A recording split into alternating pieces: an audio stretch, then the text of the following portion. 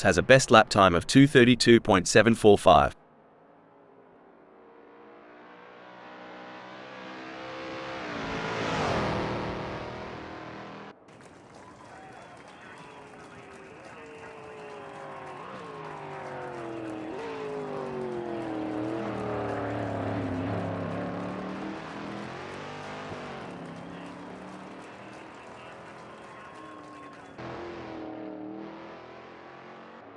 It's a lovely day for racing here at Road America as we watch these drivers warm up and get ready for the race.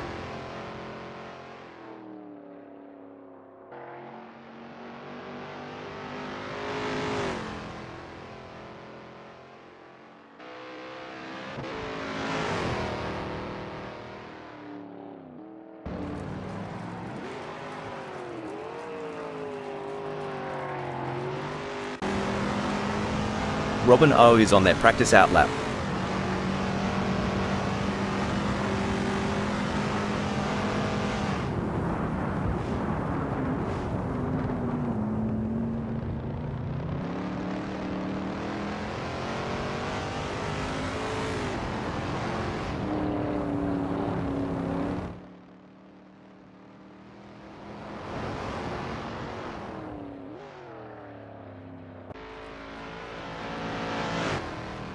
It's a lovely day for racing here at Road America as we watch these drivers warm up and get ready for the race.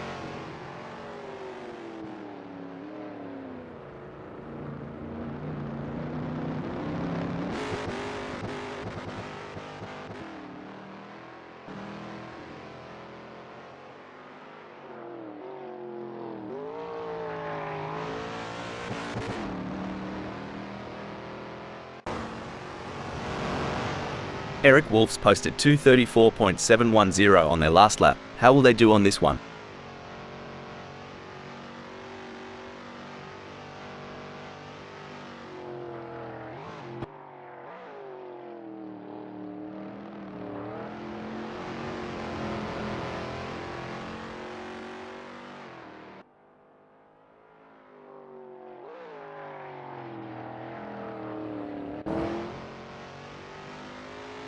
Sunola Armin is on their first practice flying lap.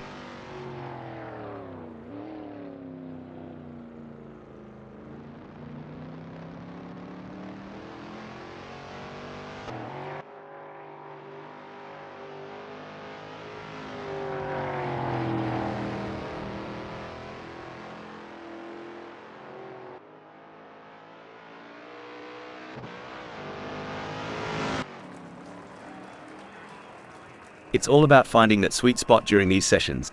Like tuning a didgeridoo, but way faster. Haha, and a lot noisier. But you're right, in Indy, we fine-tune until it feels just right. Every lap here is a step towards perfection.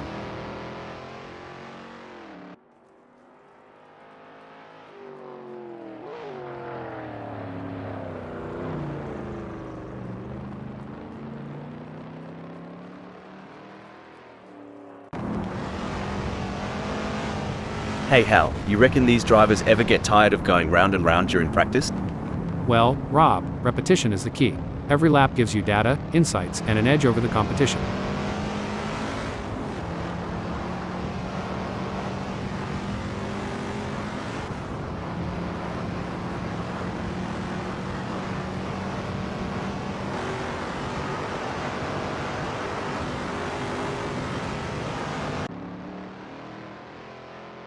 Robin O is getting to grips with the Shelby Cobra 427SC in this practice session.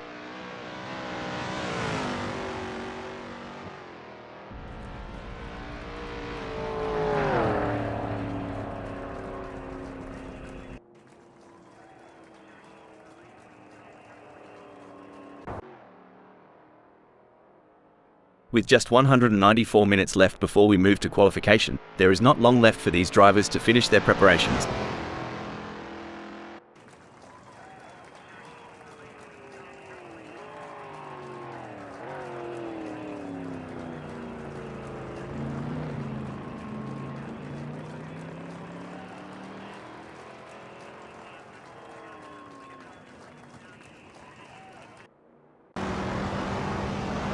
Jury U is on their first practice flying lap.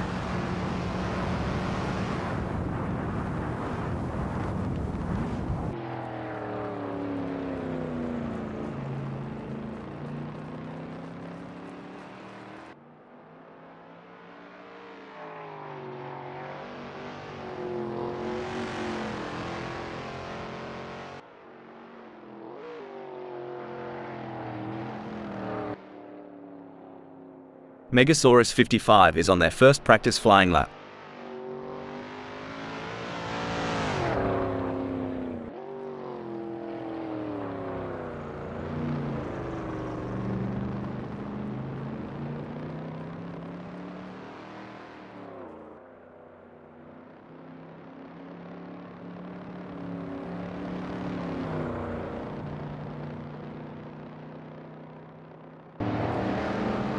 Jury U is in turn 1.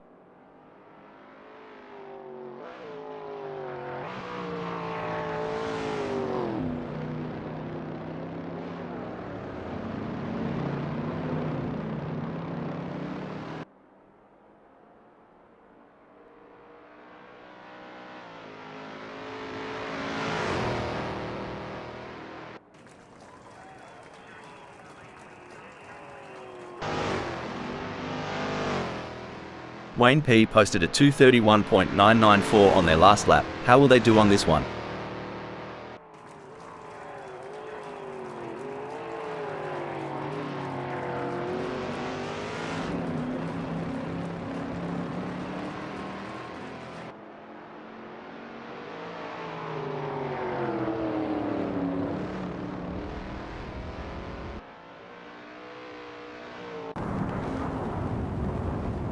Jury U is getting to grips with the Shelby Cobra 427SC in this practice session.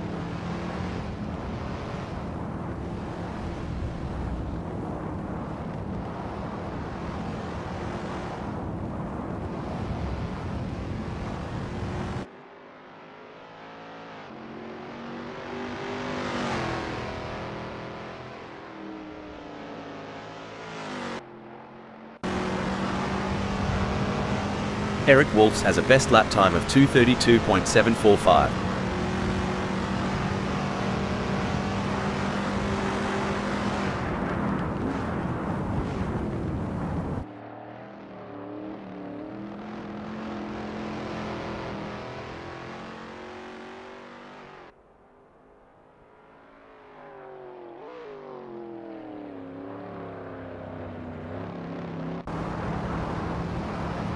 Now, here's a term some might not be familiar with: roll bar stiffness. Sounds technical, doesn't it? It does, but in essence, it's about how the car reacts to lateral forces, especially during cornering. Adjusting the roll bar can change how the car behaves mid-corner. A softer setting can be more forgiving, but a stiffer one might give the driver a quicker response, albeit with less margin for error.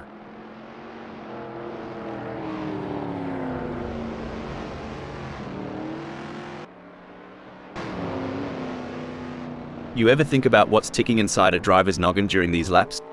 All the time. It's a mix of analyzing, strategizing, and adapting. Every corner, every straight is a puzzle, and they're trying to solve it at full speed.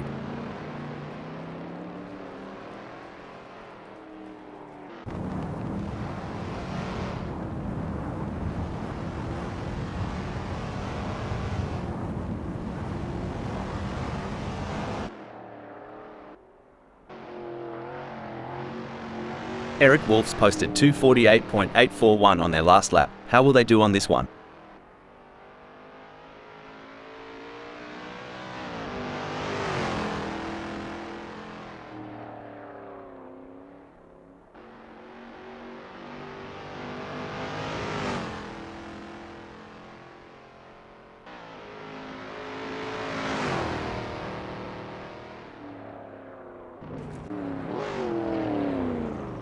Robin O has a best lap time of 2:28.373.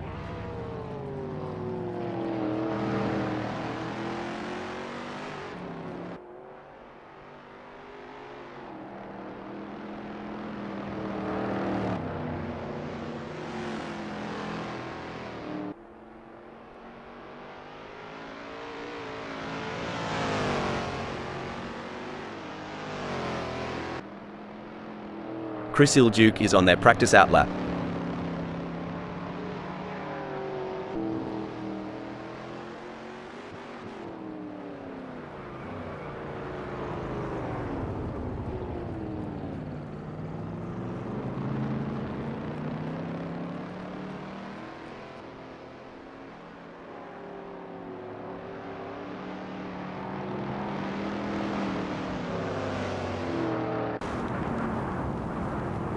Hippie posted a 7:06.196 on their last lap. How will they do on this one?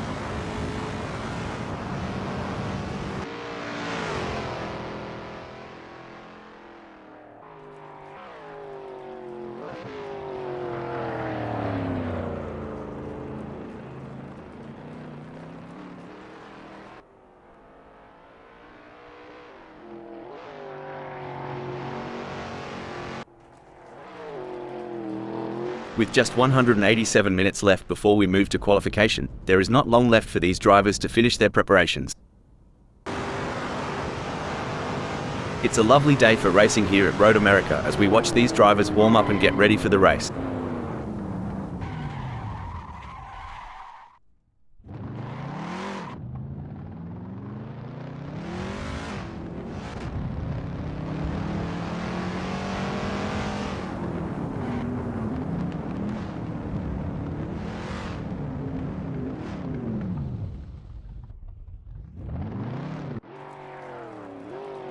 Sunoiler Armin has a best lap time of 2:30.503.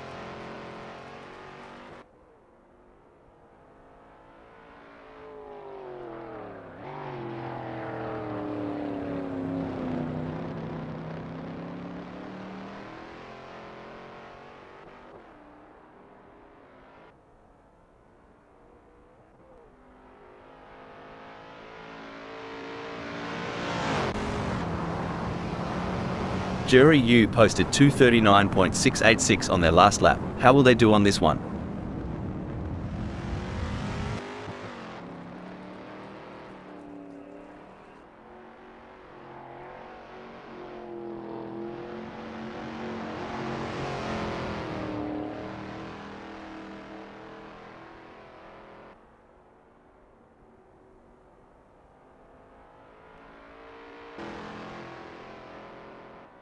Robin O has a best lap time of 2:28.373.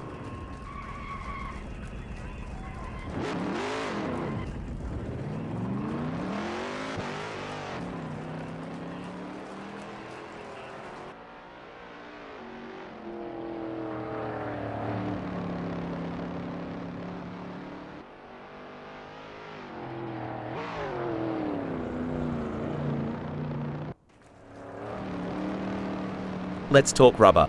Tire pressures ain't just about pumping them up and hitting the road. Eat a Euro S like a fine art. Couldn't have said it better. Tire pressures can dramatically impact the contact patch, the actual bit of tire touching the tarmac. Too high and you lose temperature and grip, too low, and you risk overheating, uneven wear, or even a blowout. Each tire will have its own sweet spot where they grip best.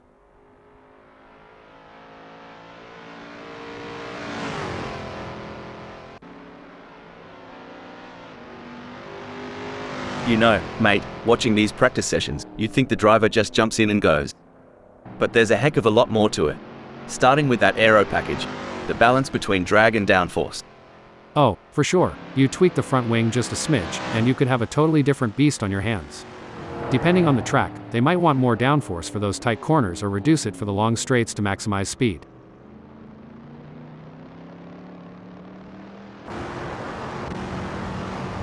With just 184 minutes left before we move to qualification, there is not long left for these drivers to finish their preparations.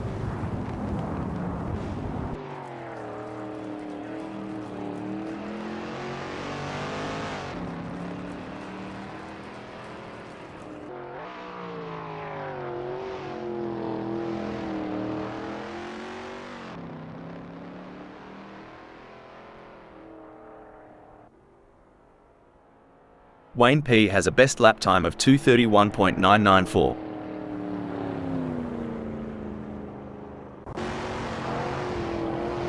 Robin O posted 2:32.792 on their last lap. How will they do on this one?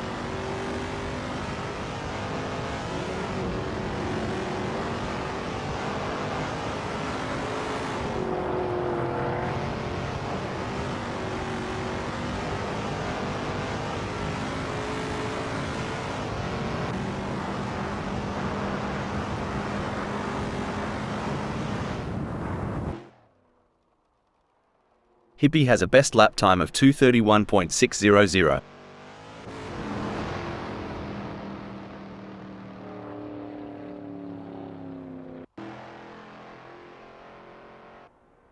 Sunola Arman posted a 2:31.095 on their last lap. How will they do on this one?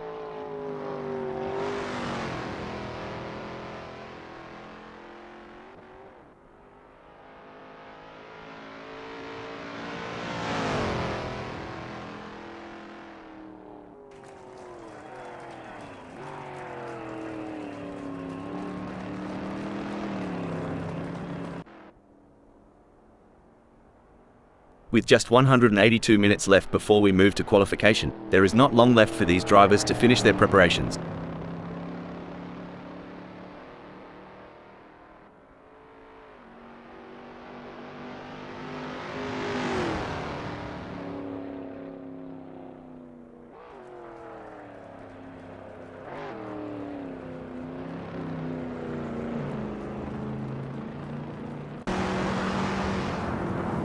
Eric Wolfs posted 4:31.836 on their last lap. How will they do on this one?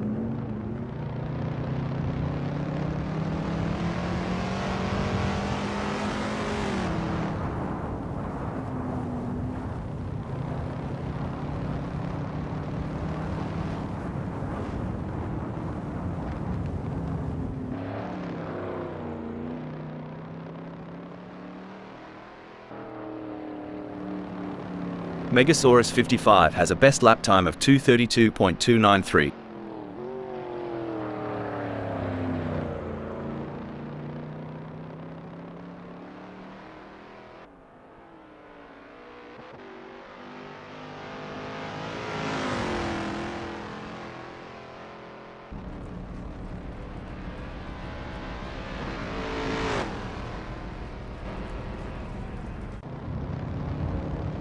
Colin Mack has a best lap time of 5:12.224.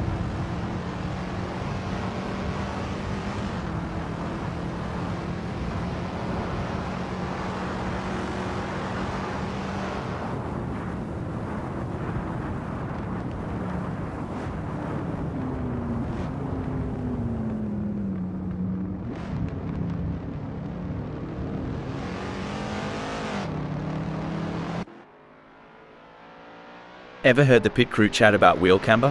Sounds like a dance move, but trust me, it's all car talk. Haha, yeah, camber is the angle of the wheel relative to the road. A bit of negative camber, where the top of the tire leans inwards, can give more grip in the corners. But too much and you're looking at premature wear on the inside of the tire.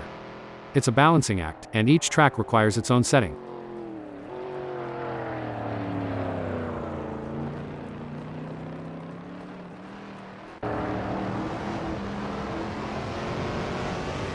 So, for those tuning in and wondering what's the go with these practice sessions, well, it ain't just about flexing their engines.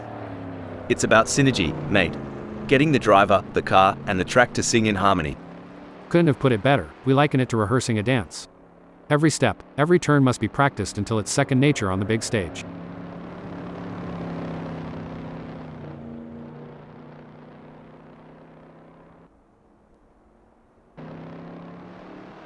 Chris Ilduke is on their practice outlap.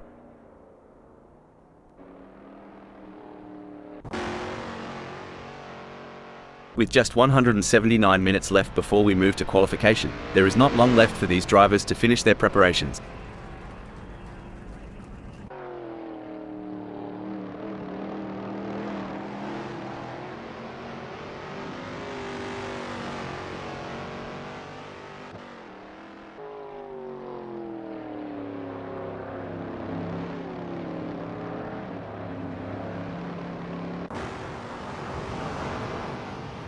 Colin Mack posted 5:12.224 on their last lap. How will they do on this one?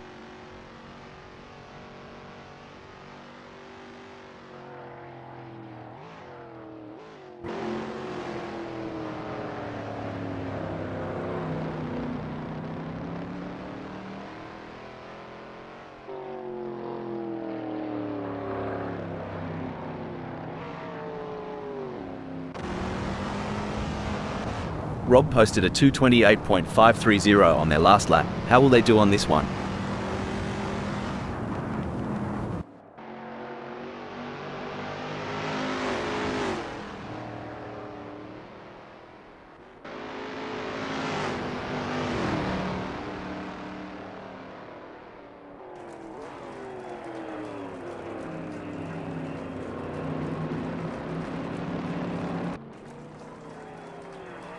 Megasaurus 55 has a best lap time of 2:31.169.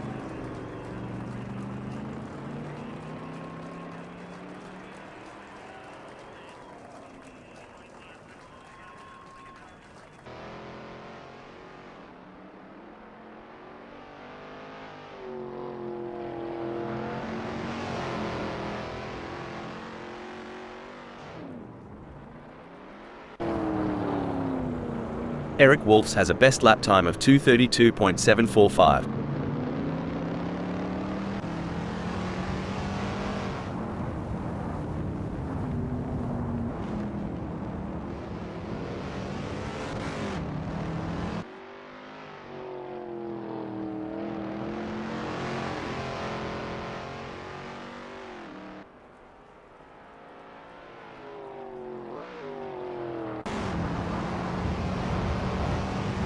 With just 177 minutes left before we move to qualification, there is not long left for these drivers to finish their preparations.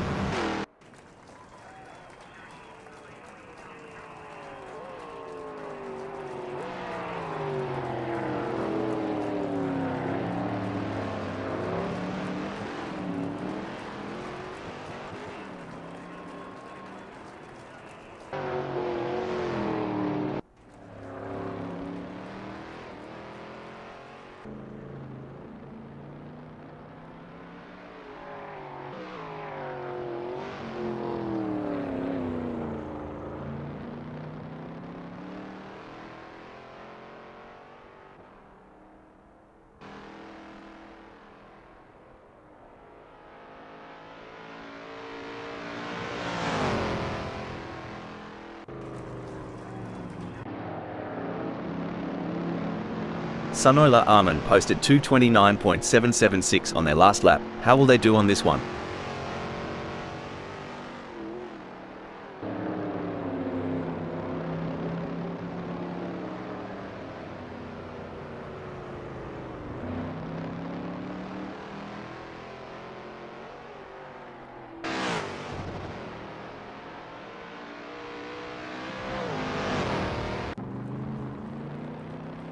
Mate, sometimes I reckon the pit wall looks like they're controlling a spaceship with all those dials and knobs. You're not wrong. Each of those adjustments, from brake bias to differential settings, has a profound effect on car behavior. It's like tuning a guitar, but instead of strings, you're tweaking mechanical symphonies to get the car singing just right on the track.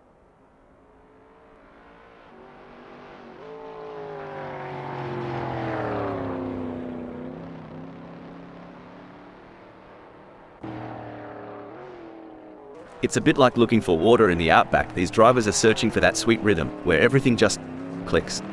Spot on. It's that elusive flow state. When everything syncs up, the car, the track, the driver, that's when magic happens.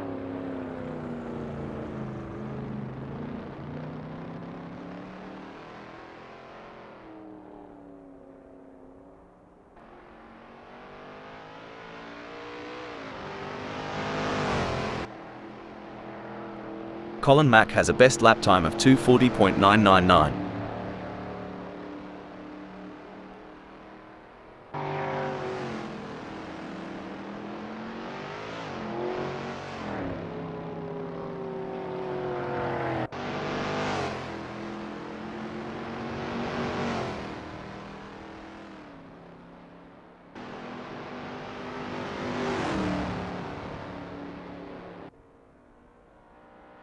Rob has a best lap time of 2:28.530.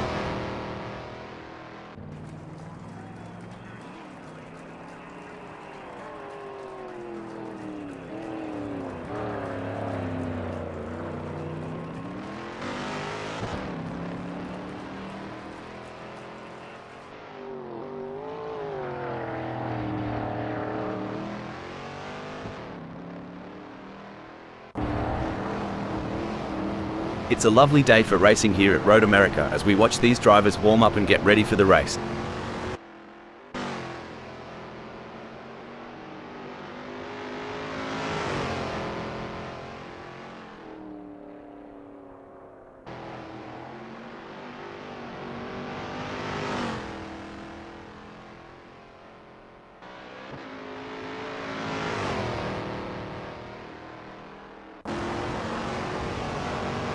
Sunola Armin posted a 6:10.265 on their last lap. How will they do on this one?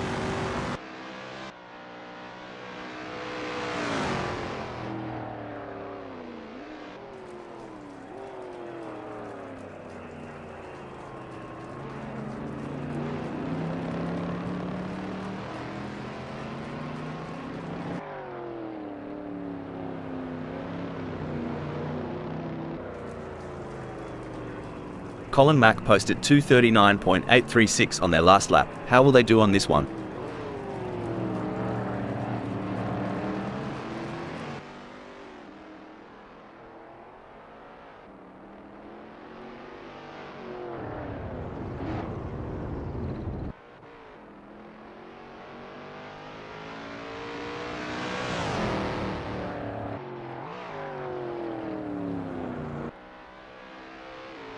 Hippie has a best lap time of 2:31.569.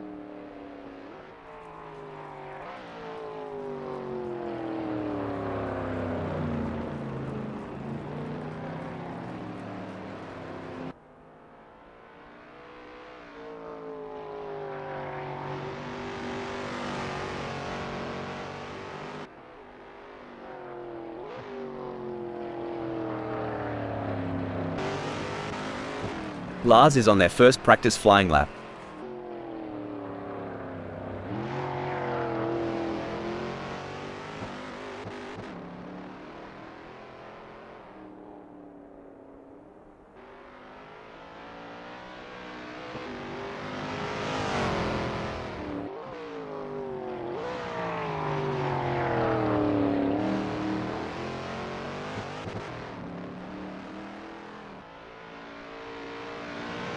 With just 171 minutes left before we move to qualification, there is not long left for these drivers to finish their preparations.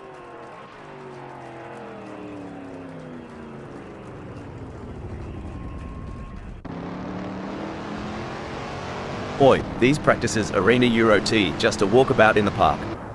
It's here that races are often won or lost. Absolutely. Back home in North Carolina, we emphasize the setup. A few tweaks during practice can lead to major gains on race day. There are just over 170 minutes left in this practice session.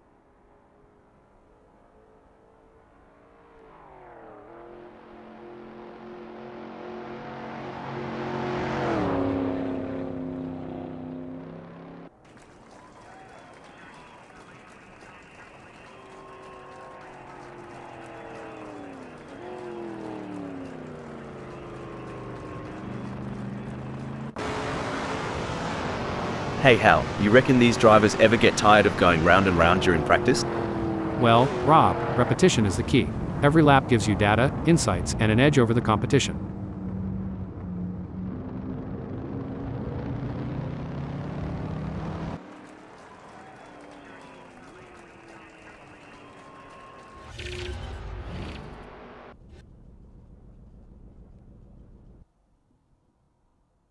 The anticipation is high as the drivers line up for the qualifying session at Road America.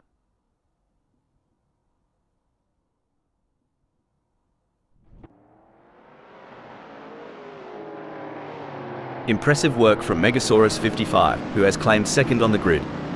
Now, the focus is on maintaining their composure and pushing for an even better starting position. Spot-on analysis, Rob. Megasaurus55 has positioned themselves well in second. It's now crucial for them to maintain their focus and defend their position in the upcoming race.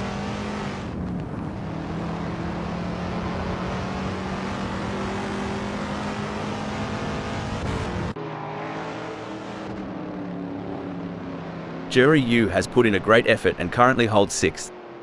With the session winding down, can they unleash their full potential and improve their starting position?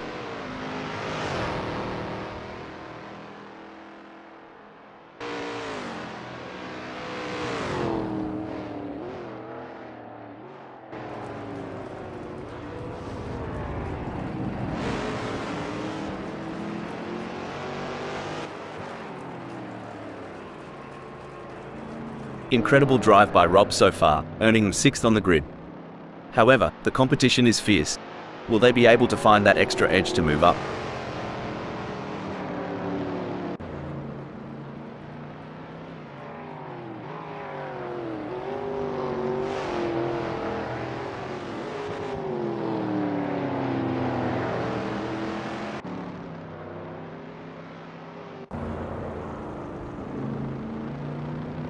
Currently in 8th, Sunoiler Armin has displayed promising speed during the qualifying session.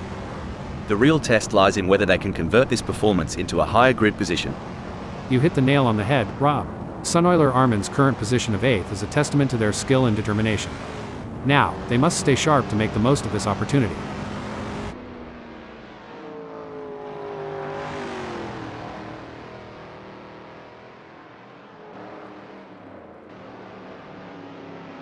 Disappointing performance from Chris Iljuk in this qualifying session. Currently in 13th position, they'll need to dig deep and find some extra speed to climb up the leaderboard and secure a better starting position for the race. Absolutely, Rob. Chris Iljuk is aware of the current situation, and they'll be looking to make the most of the remaining time.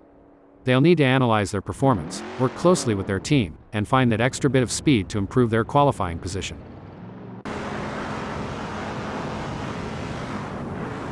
A mesmerizing display from Roll Postma in this qualifying session. They have left everyone in awe with their speed and precision. Currently leading the pack, they are setting the standard and sending a clear message to their competitors.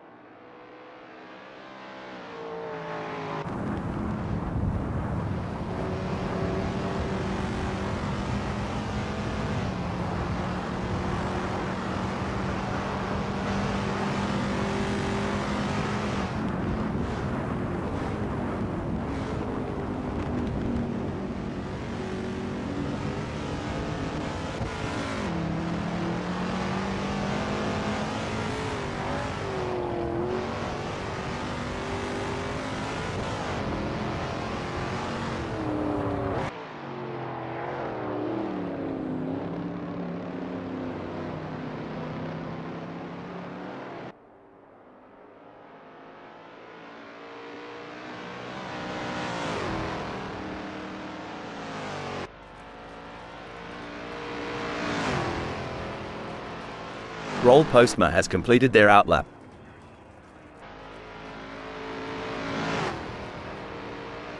Jack M team has completed their outlap.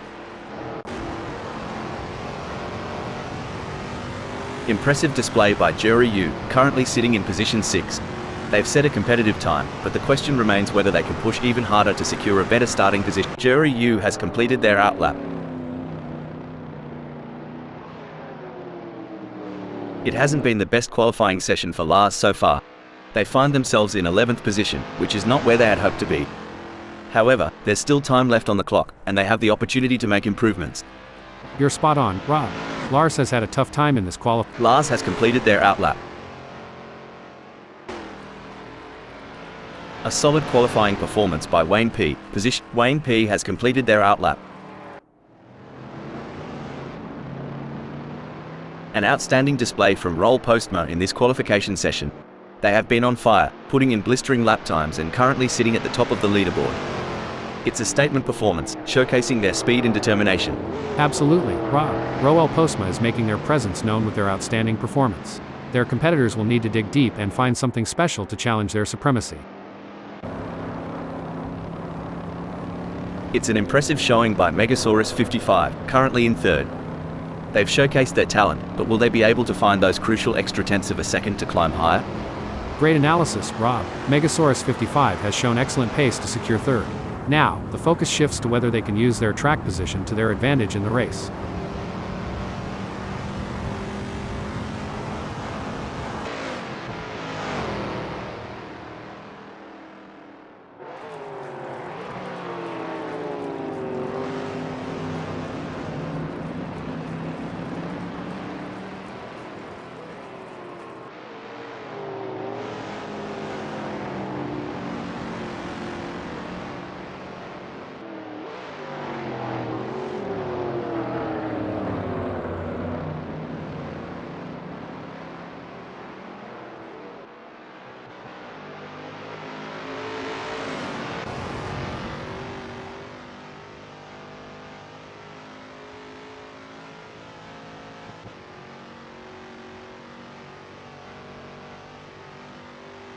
Megasaurus 55 has just completed that lap in 2:29.023. Their best lap so far is 2:29.023, putting them in P2. Will they be able to hold on to that spot? And there goes Jury Yu, currently in position 8. They've shown great skill and consistency so far, but with a few minutes left, Jury Yu has completed their first flying lap in 2:32.554. Robin O has completed their outlap.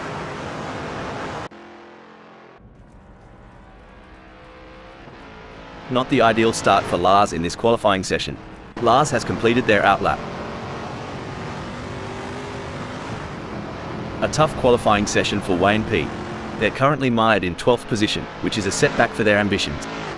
However, Wayne P has completed their outlap. Eric Wolfs has put in a great effort and currently holds 10th. With the session winding down, can they unleash their full potential and improve their starting position?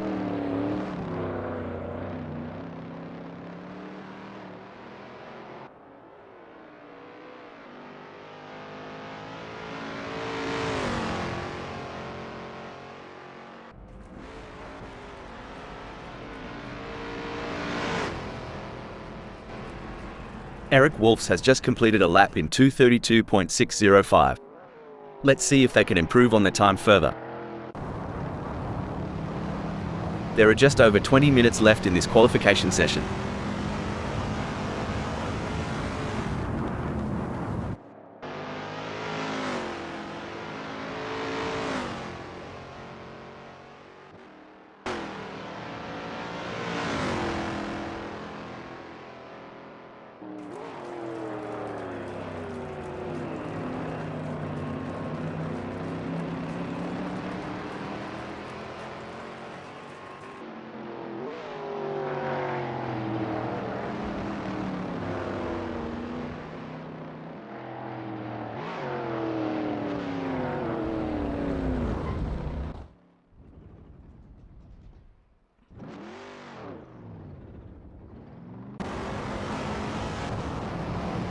Impressive work from Sunoila Arman, who has claimed 6th on the grid. Now, the focus is on maintaining their composure and pushing for an even better starting position. You're absolutely right, Rob. Sunoiler Arman's current position of 6th reflects their strong qualifying performance. Now, they'll need to strategize and capitalize on this starting position.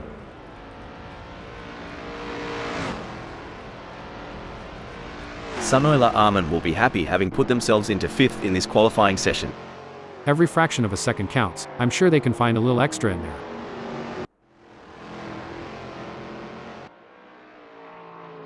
It's been a challenging day for Wayne P in qualifying. They currently sit in 12th position, which is not reflective of their true potential. With the session nearing its end, they'll need to push hard and extract every ounce of performance to improve their result.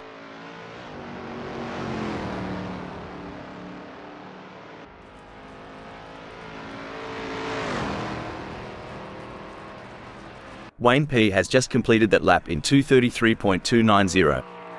Their best lap so far is 2:33.290, putting them in P12. Will they be able to hold on to that spot? A disappointing performance from maybe today Satan so far in this qualifying session. Finding themselves in 16th position is certainly not what they were aiming for.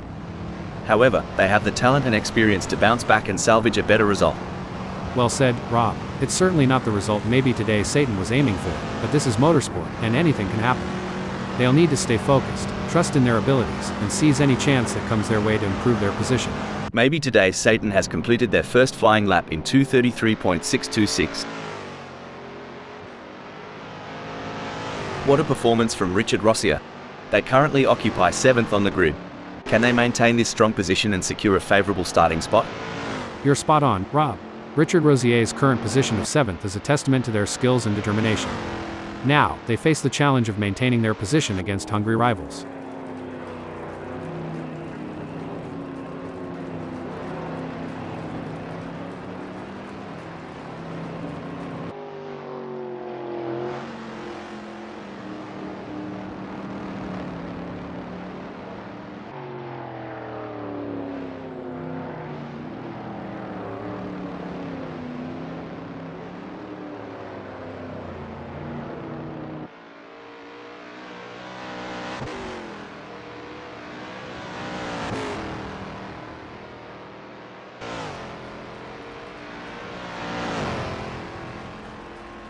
Richard Rossier has some work to do as the 2:29.543 is only good enough for 7th.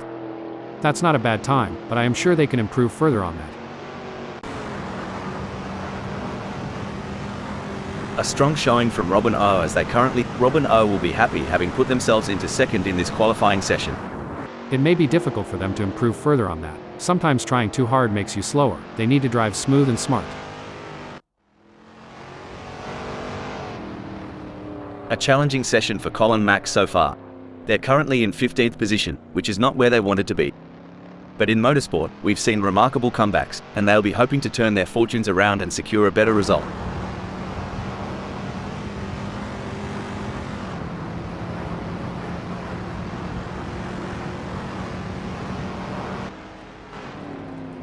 Colin Mack has some work to do as the 2:36.103 is only good enough for 15th. There are just over 15 minutes left in this qualification session.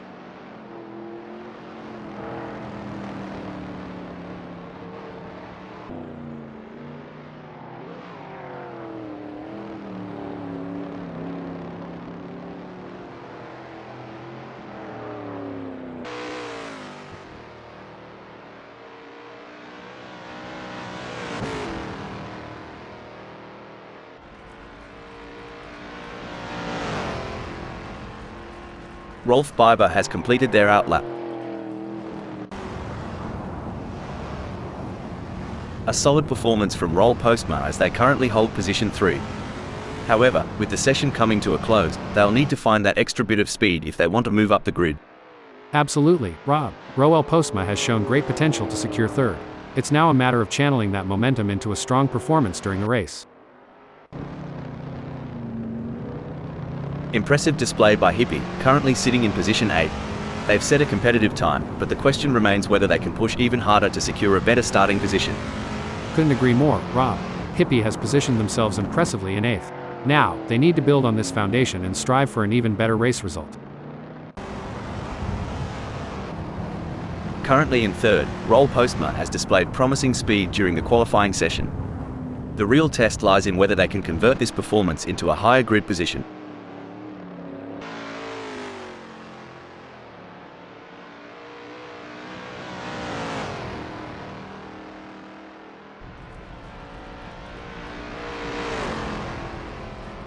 Roll Postma will be happy having put themselves into first in this qualifying session. Incredible drive by Marcus Schmitz so far, earning 9th on the grid. However, the competition is fierce. Will they be able to find that extra edge to move up? I couldn't agree more, Rob. Marcus Schmitz has done a fantastic job to claim 9th. The challenge now is to convert this opportunity into a strong race result.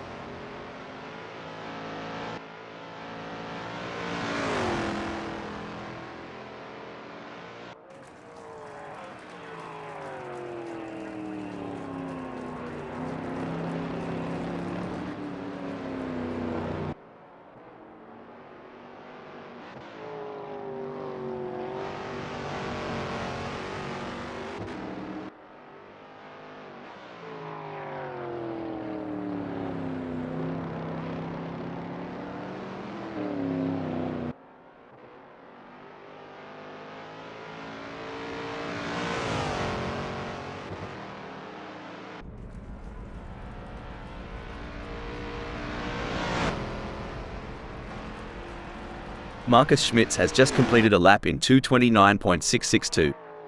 Let's see if they can improve on their time further. Rob has secured a respectable second in the qualifying session. Can they capitalize on this position and use it as a launching pad for a stronger race performance?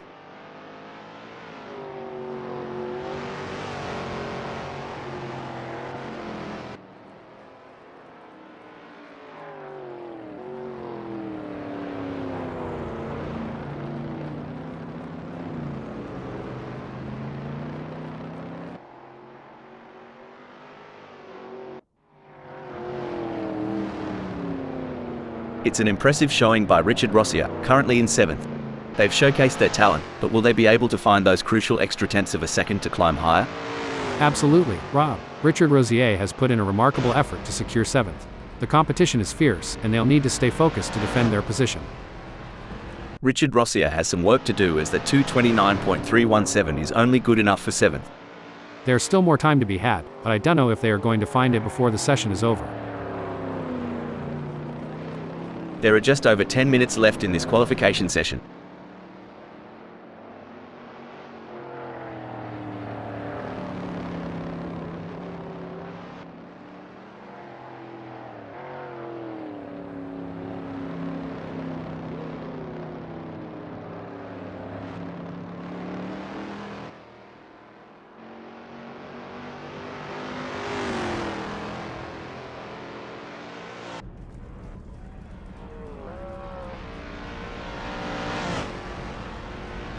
Rob will be happy having put themselves into first in this qualifying session. There are just over 10 minutes left in this qualification session.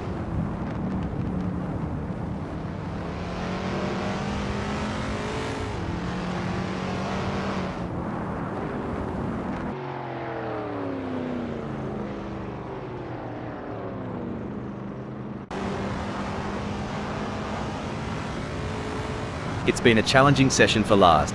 They're currently languishing in 11th position, which is not where they had envisioned themselves. But in motorsport, anything can happen, and with their skill and determination, they might still turn things around.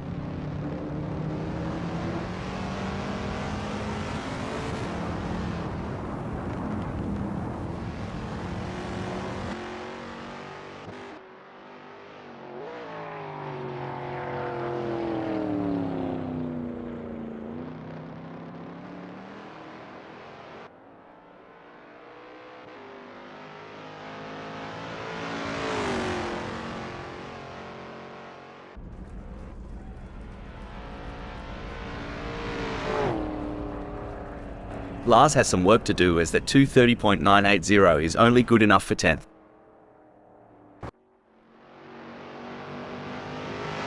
Disappointing performance from Colin Mack in this qualifying session. Currently in 16th position, they'll need to dig deep and find some extra speed to climb up the leaderboard and secure a better starting position for the race.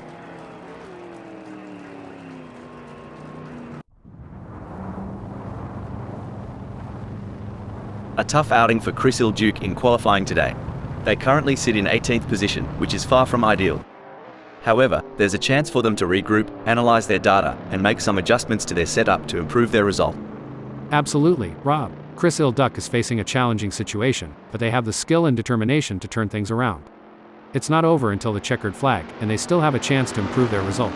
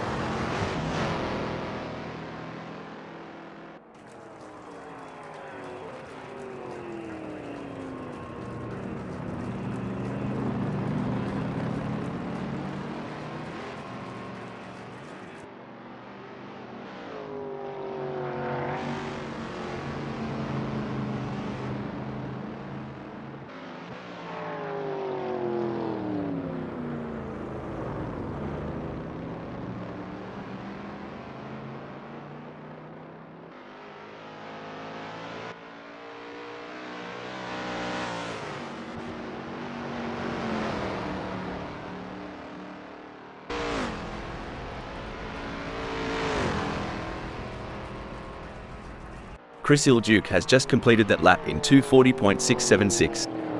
Their best lap so far is 2:40.676, putting them in P17. Will they be able to hold on to that spot? There are just over 5 minutes left in this qualification session. There are just over 5 minutes left in this qualification session. There are just over 5 minutes left in this qualification session.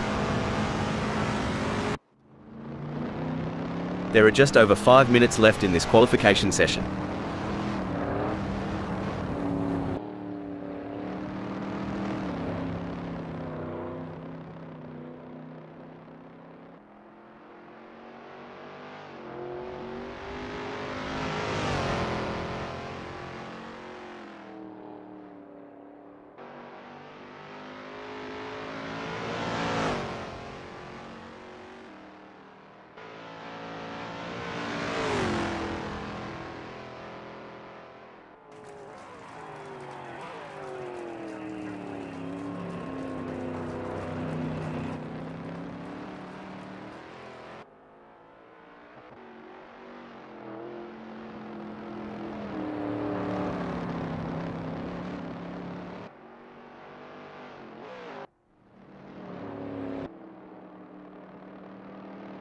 It's been a struggle for Chris Ilduck in qualifying.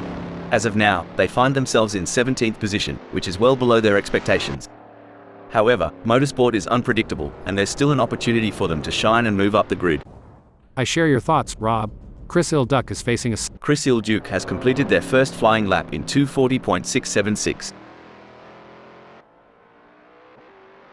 A solid qualifying performance by Rolf Biber, positioning them in 4th at the moment. The question now is whether they can make further progress and challenge the frontrunners. Lars has positioned themselves well in 10th during qualifying. The challenge now is to assess their competitors and strategize how to move up the order for a better race start.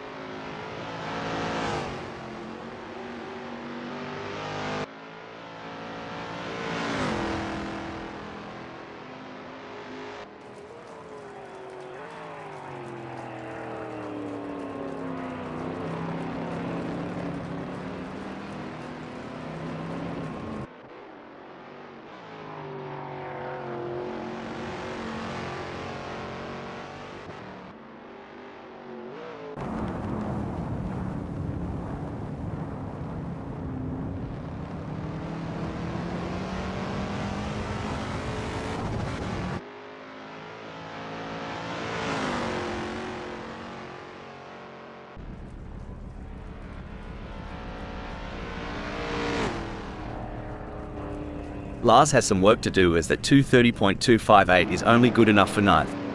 That's not a bad time, but I am sure they can improve further on that. Impressive work from Marcus Schmitz, who has claimed 8th on the grid. Now, the focus is on maintaining their composure and pushing for an even better starting position.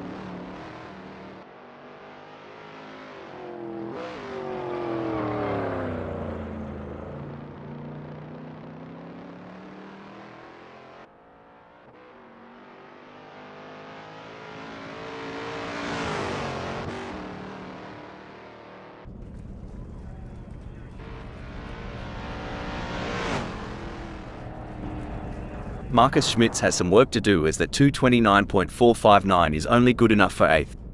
There's still more time to be had, but I don't know if they are going to find it before the session is over.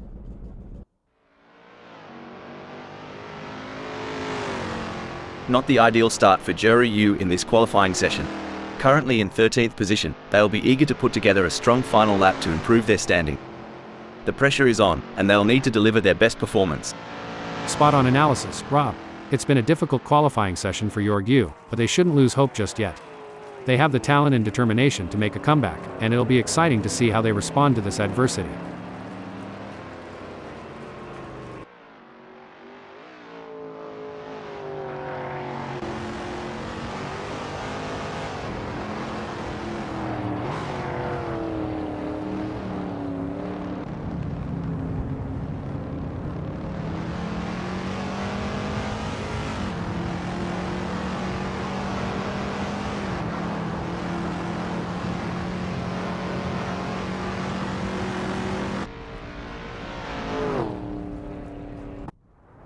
Jerry Yu has some work to do as that 230.903 is only good enough for 11th.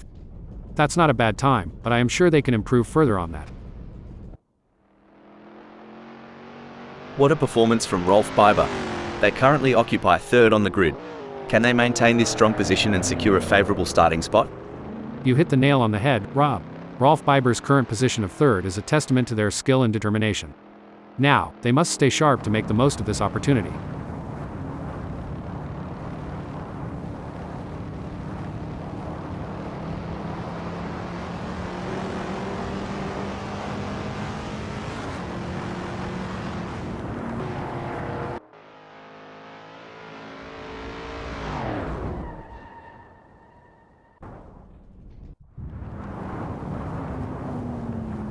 It hasn't been the best qualifying session for Chris Iljuk so far. They find themselves in 17th position, which is not where they had hoped to be. However, there's still time left on the clock, and they have the opportunity to make improvements.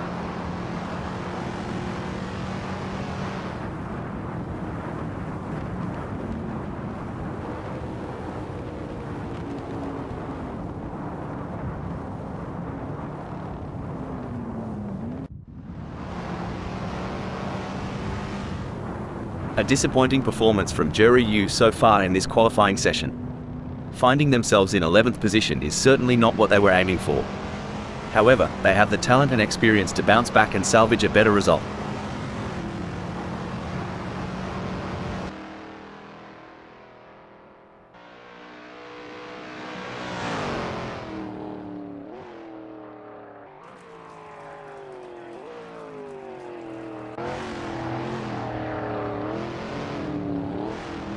A challenging session for Chris Iljuk so far. They're currently in 17th position, which is not where they wanted to be. But in motorsport, we've seen remarkable comebacks, and they'll be hoping to turn their fortunes around and secure a better result.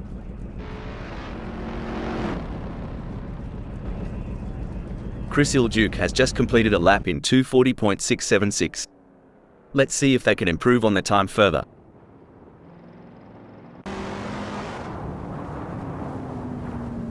Megasaurus 55 has put in a great effort and currently holds 5th. With the session winding down, can they unleash their full potential and improve their starting position?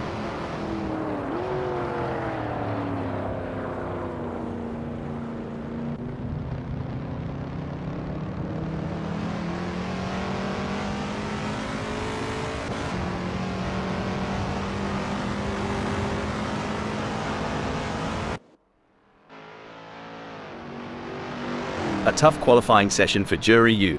They're currently mired in 11th position, which is a setback for their ambitions. However, they have the resilience and determination to learn from their mistakes and fight back in the race.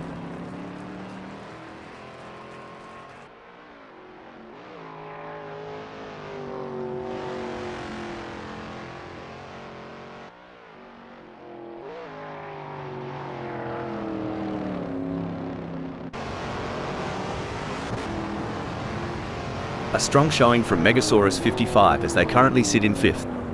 With the session drawing to a close, they'll need to dig deep and find that extra burst of speed to improve.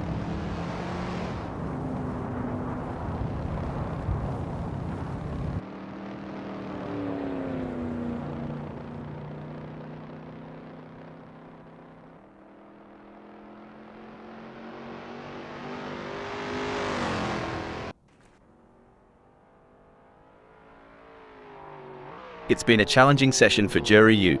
They're currently languishing in 11th position, which is not where they had envisioned themselves. But in motorsport, anything can happen, and with their skill and determination, they might still turn things around.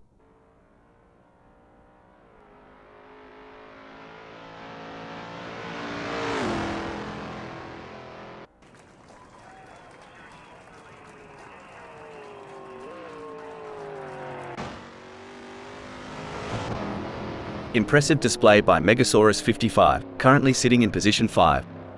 They've set a competitive time, but the question remains whether they can push even harder to secure a better starting position. Great analysis, Rob. Megasaurus 55 has shown excellent pace to secure 5th. Now, the focus shifts to whether they can use their track position to their advantage. Megasaurus 55 will be happy having put themselves into 5th in this qualifying session.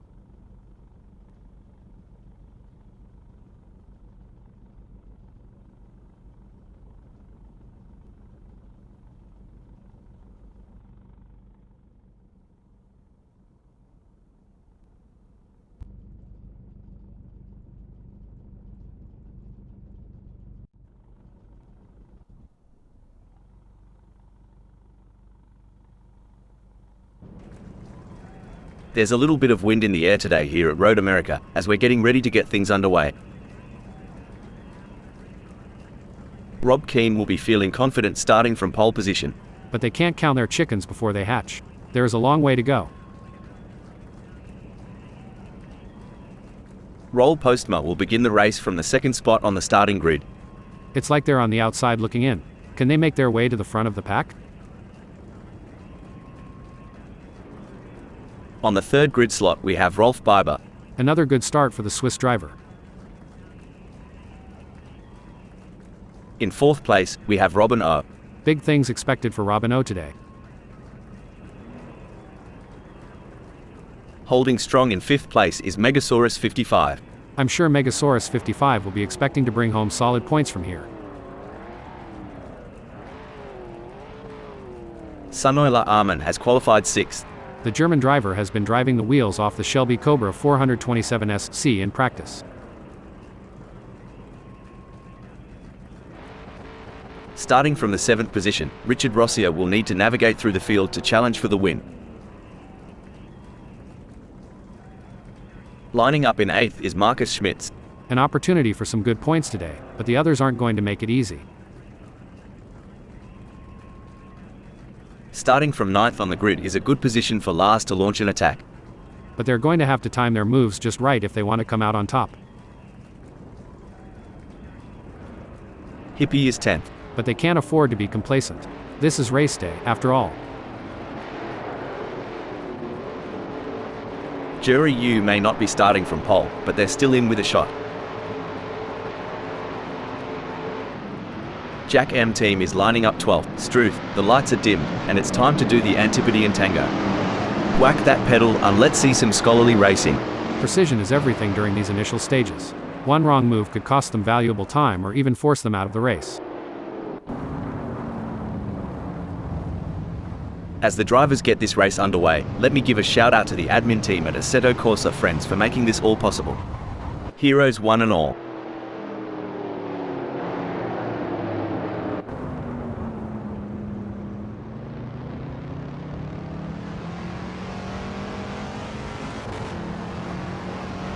Having started in 3, Rolf Biber will be looking to establish themselves in this race.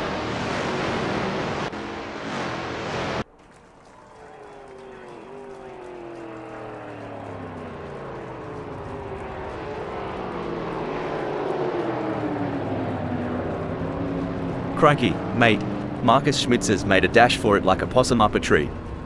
Wonder if they had a sneaky Vegemite sandwich before the race.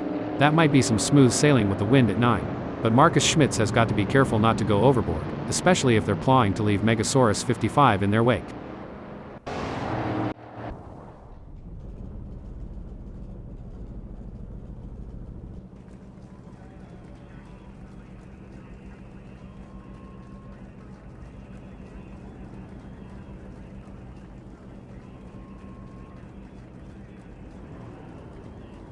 Eric Wolfs will need to be on top of their game starting from 12th on the grid. Wayne P is going to be starting from 14th. Where can Wayne P finish today? Maybe today Satan is in a solid position starting from 15th on the grid. But they're going to have to be aggressive if they want to make up ground on the leaders. On the 16th grid slot we have Colin Mack. Colin Mack will need to make up some places today. Chris Ilduke has qualified 16th. Puppy Dog from Hell is placed in 17th. Standards tires for Puppy Dog from Hell.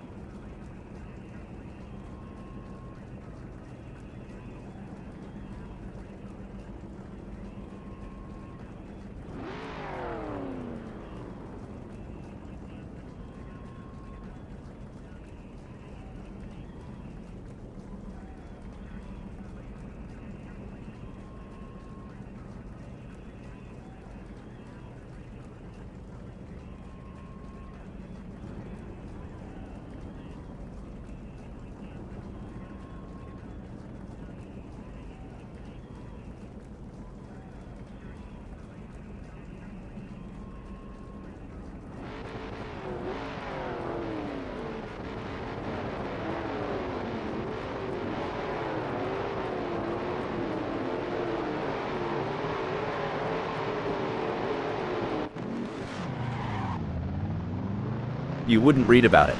Rob is putting a fair whack of space between them and Roel Postma. Yeah, Rob's really hitting the gas, but can Roel Postma kick it into high gear and catch up?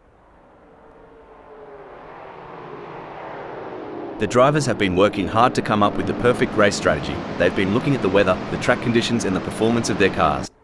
Now it's time to put that strategy into action and see if it pays off. Oi, Rolf Biber, ever tried tailgating at a barbie? Cos Keen's grill is getting a good look now. Try the snags while you're at it. The tension is palpable. These drivers are showing tremendous respect for each other while going all out. It's a masterclass in clean, hard racing. Absolutely, Rob. The energy in the crowd is electric, and it's no wonder why. These drivers are leaving it all on the track, fighting tooth and nail for victory. It's anyone's guess who will come out on top. Buckle up. Robin O is all over Roll Postma like a cheap suit. Are we about to see some wheel-to-wheel action? Should things go south between Robin O and Roel Postma, we might witness a high-speed game of bumper cars, but trust me, it's way less fun with real race cars. It's a battle of wills out there, each driver trying to outsmart and outmaneuver the other. This is where the mental game comes into play. Who will keep their cool under pressure? Roel Postma or Rolf Biber? It's anyone's race. It's an intense battle for position as Robin O tries to outmaneuver Roll Postma. This is edge-of-your-seat racing.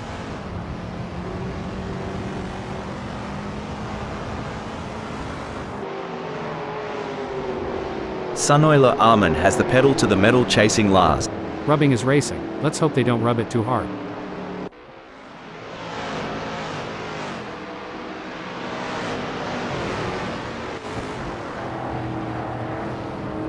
Wow, Hippie is really pushing hard to catch up to Sunoiler Armin. There's blood in the water for 6th place. If Hippie gets any closer, they might as well ask Sunoiler Armin for a piggyback ride.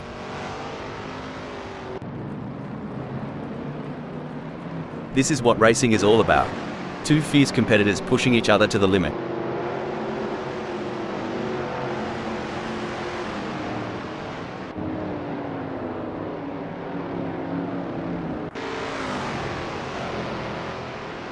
As they speed through Road America Straight, Robin O is relentlessly pursuing Megasaurus 55 in a high-stakes battle for position.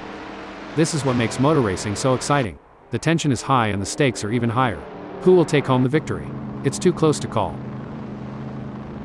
Wait, looks like Hippie is coming into the pits early. Now is that to serve a penalty, or have they picked up some damage during the start? Certainly not where they want to be at this stage in the race, this for sure, Rob. A strong showing from Hippie, who is currently 15th. Oi, Rob Keen's really making Megasaurus 55 work for it. It's going to come down to who wants it more. Absolutely. Rob Always Keen is really making that car as wide as possible, not giving Megasaurus 55 an inch of space. It's going to take something special for Megasaurus 55 to get past him. Oi, Robin O is on roll. Hold on a moment, blimey. Robin O veered off the track like I veer away from commitment. Maybe they'll come back, unlike my ex. Marcus Schmitz is running 12th. They are trying to catch Jack M team. Who will be able to maintain their pace and come out on top?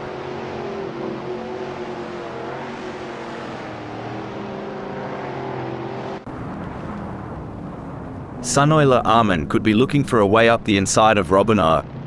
And they are poised to capitalize on any mistake, but who's going to make that mistake first? Superb driving from Sunoiler Armin, who with that overtake has gained a position in the race. Oh, talk about a tango on tarmac. Marcus Schmitz is dancing closer and closer to Jack M team. You can feel the tension as they approach Carousel. That's right, Marcus Schmitz is determined to pass Jack M team and secure a higher position.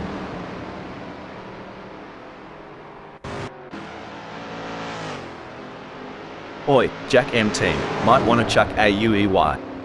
With Marcus Schmitz that close, you'd think you owed them money. And between us, I know a bit about that.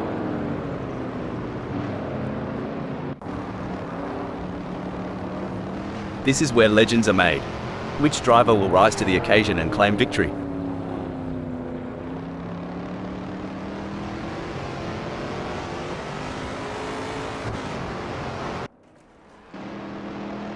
This is what high-octane racing looks like.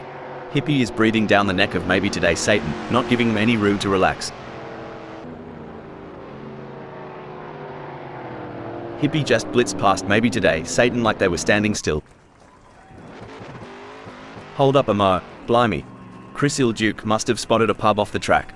That's the only reason any self-respecting Aussie would swerve that way. Racing at Road America's like a box of chocolates, you never know what you're gonna get. Today, Chris Ilduke got the lemon. Oh, this is getting intense. Wayne P is just behind Marcus Schmitz.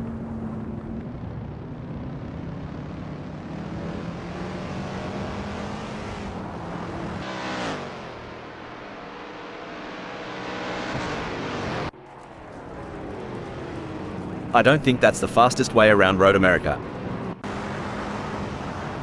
Blimey, Wayne P's determination reminds me of a kangaroo in a hopping contest. Well, over here in the States, it's more like a squirrel chasing down its last nut before winter. Either way, it's entertaining to watch. There's a razor-thin line between glory and disaster, and both drivers are dancing right on it. Breaking development. Boy, Colin Mack tried to pull a Steve Irwin and wrestle with the track limits. Track 1, Colin Mack 0. Well, butter my biscuit.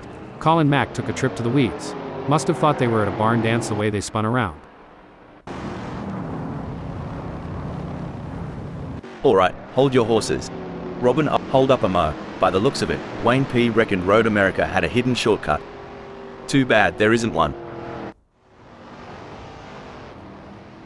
You Americans have your drive-thrus. Here, Jerry U's trying to make this a drive past on Lars. Well, let's see if they can supersize that pass, or if they'll just get a side of disappointment. The stopwatch doesn't lie, and the shrinking gap is telling a tale of a hunter closing in on its prize. Blimey, Hippie is closing in on Puppy Dog from Hell like they owe them money. This duel is going to light up Carousel. Hippie is so close to Puppy Dog from Hell that if this were a dance floor, they'd be doing the tango. Mate, are they packing something extra down under? Hippie's just rocketed into 12th. Absolutely. Hippie is really putting on a clinic out there, and they're making it look easy.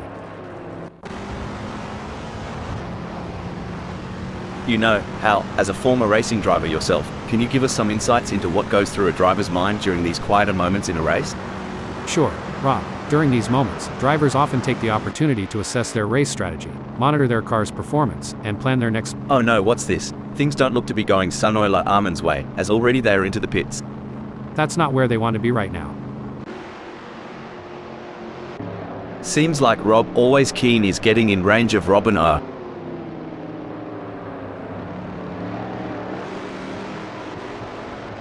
A twist in our tale. Rob always keen slipping more than a bar of soap in a bath, now at 6th. Sucks to be them, Rob. A tough moment for Rob, who has just lost a place, dumping them down to 7th. Such position changes can be deceptive. It might look like a setback for Keane, but seasoned viewers know better. The race is far from over. It's hotter out there than an Aussie summer day, mate. Reckon Jerry you can catch some shade behind Lars? F. Shade? Here, we call that drafting. Let's see if they can stay cool and make a move. If not, there's always the AC in the pit.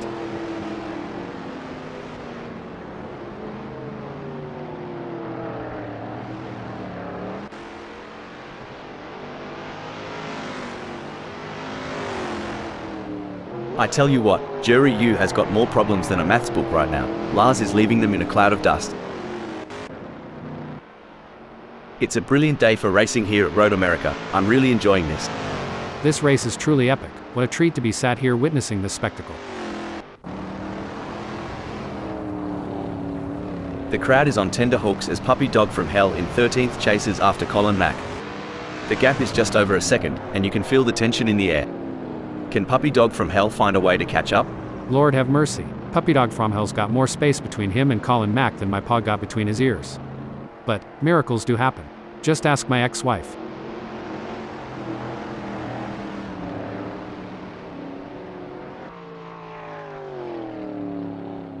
Everyone's on the edge of their seats.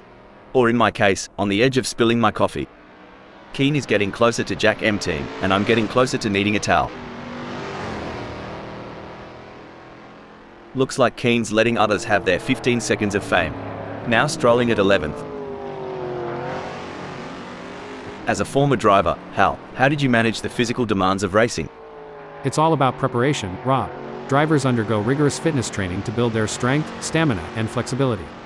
A proper diet and hydration plan is also essential to ensure peak performance on race day. Rolf Biber's so far off pace, they might be better off in a hearse. At least then someone would be pushing from behind.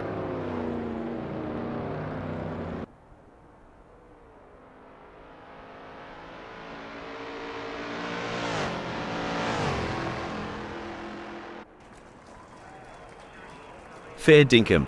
Rolf Biber's finding those aerodynamic sweet spots. Could be adjusting that front wing angle to cut through the air like a hot knife through butter.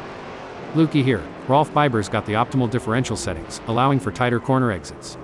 It's like watching a cat chase a laser pointer when they chase Roel Postma. We've seen overtakes, close, stop the press. Looks like Megasaurus 55 forgot they weren't at Bondi Beach, taking a dive like that. The battle for 12 is heating up as Puppy Dog from Hell tries to catch Colin Mack in P12.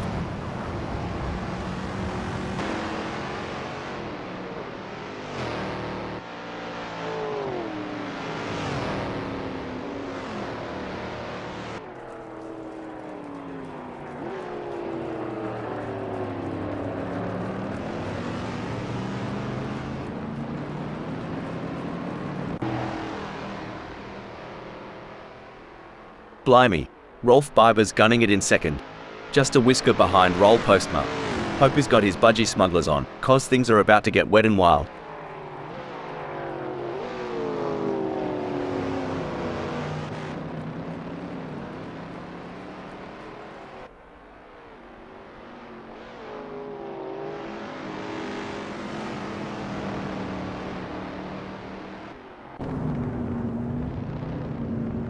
Blimey. Megasaurus 55's more eager to catch Lars than a bloke at the bar at last call. Hope he's got the stamina for this chase. Sometimes you have to take risks to win, but pushing the car too hard can be a costly mistake. Megasaurus 55 needs to be careful not to overdo it.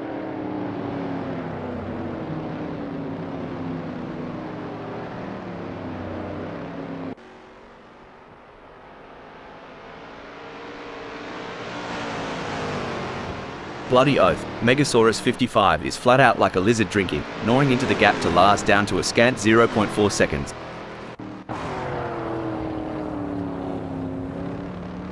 Tell ya what, Rolf Biber's got more guts than a croc in a boxing ring.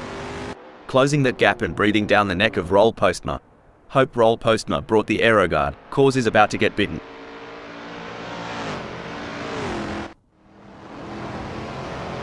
It's a game of inches now as Richard Rossier tells Chris. Breaking update. Well, maybe today Satan's decided to give the local wildlife a closer look.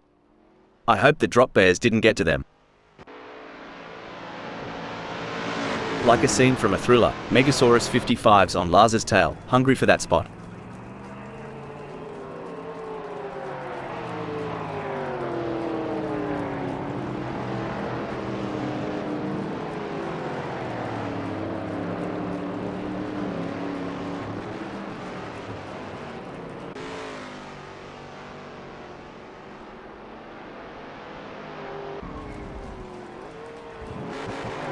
Rob's drifting so far back, it's like looking in the mirror after a decade-long pub binge. Time's not been kind, mate. In the grand chessboard of racing, Keane appears to have just been checked. Now stationed at 11th. That's got to be frustrating. But Rob Always Keane is a skilled driver, and they have what it takes to battle their way back up the field. You know, Hal, it's been a relatively quiet race so far. That's right, Rob. The drivers seem to be pacing themselves and waiting for the right moment to make their move. It's like watching a slow dance. Hold on to your seats. Megasaurus 55's turning the heat up on Lars, closing in for the kill. I think they are going to take them.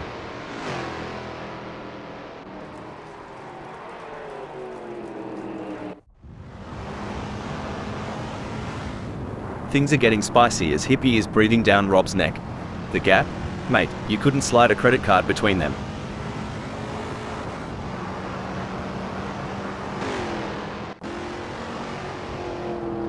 It would seem Lars is starting to get a bit frustrated here at being held up by Megasaurus 55.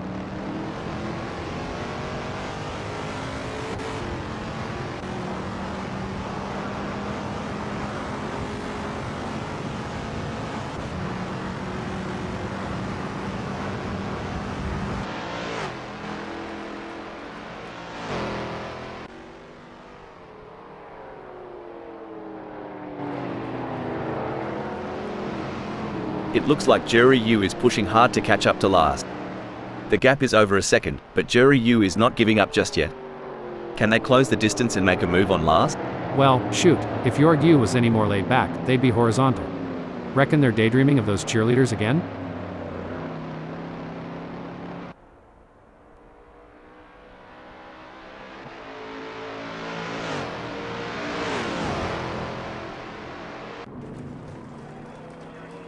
Remember when we thought Jerry Yu had peaked?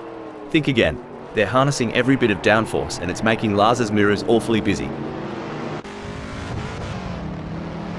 On a lighter note, if I could eat, I'd kill for some of the trackside snacks right about now. Oh, absolutely. But, you know, my digestion is a real mess. Ah, is that what the smell is? Every move counts now as Jerry Yu works to reel in Lars and overtake for P5.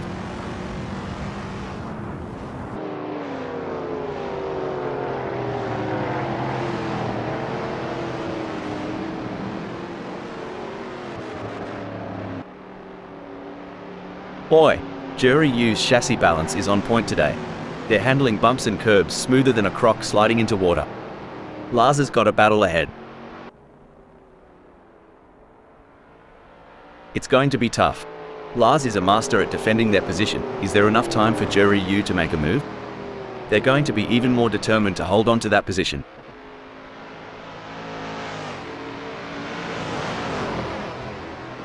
We got a close battle as Jerry Yu closes in on Lars.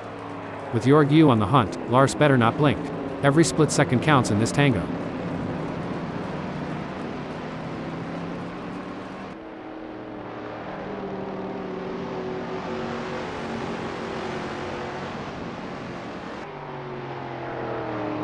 Looks like Lars is legging it from Jerry Yu. The gap's growing like a well-watered wattle as they zoom through Bill Mitchell Bend. Well, it looks like we have a bit of a traffic jam on the track. It's like rush hour out there. I mean, I know we're in a race, but can't we all just get along? Ha ha, I don't think that's how it works. These drivers are here to win, and they'll do whatever it takes to get ahead. I guess you're right, but wouldn't it be great if they all just stopped for a cup of tea and a chat? We could have a lovely little race reunion. If I had $1 for every time Jerry Yu closed a gap like this, I'd have enough for a pint at the local. Get ready, Lars, the thunder from down under is coming. In this high-speed game of chess, it's all about strategy. Who'll make the next move?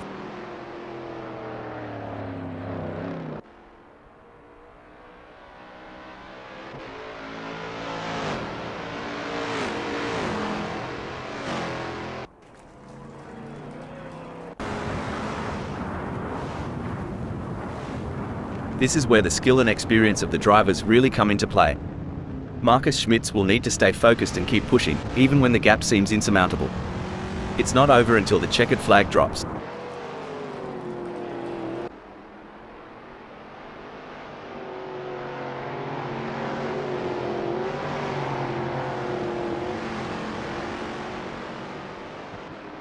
Fair dinkum, Marcus Schmitz is getting a wriggle on. The gap to Jerry Yu is now down to a whisker at 1.0 seconds. Lars is placed 5th at the moment. They are hoping to keep their distance ahead of Jerry Yu, who is 1.1 seconds behind.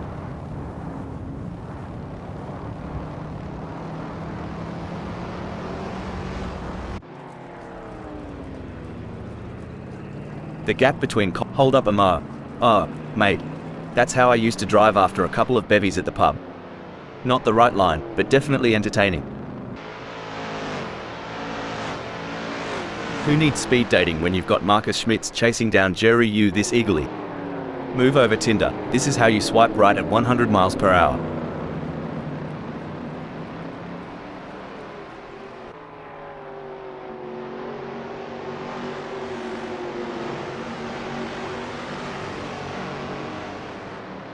It's game on now. Marcus Schmitz has closed the gap to Jerry Yu. It's now down to 0.5 seconds.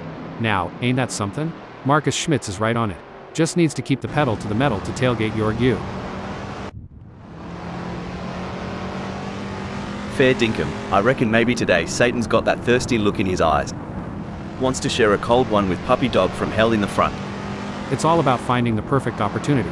Maybe today Satan needs to stay patient and wait for Puppy Dog from hell to make a mistake. Marcus Schmitz seems to be putting the pressure on Lars.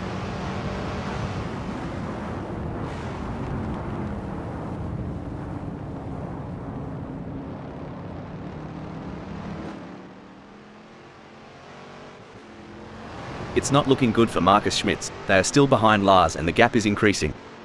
They are gonna need to dig a bit deeper to turn this around. We often hear hold on a second, it's like David versus Goliath out there.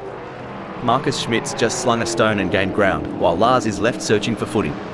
Someone better check if Marcus Schmitz has been drinking those energy drinks, as it seems like they got wings. Oh, this is getting intense. Lars is just a few car lengths behind Marcus Schmitz. Well, butter my biscuit. With a gap just shy of a second, Lars's car is dialed in. He's looking to reel Marcus Schmitz in on the straights of Road America.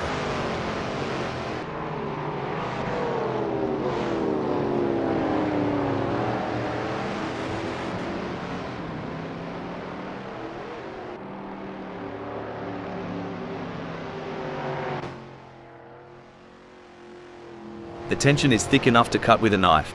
Jerry Yu's inching ever closer to Lars. It's like watching a hawk circling its prey, waiting for the right moment to swoop.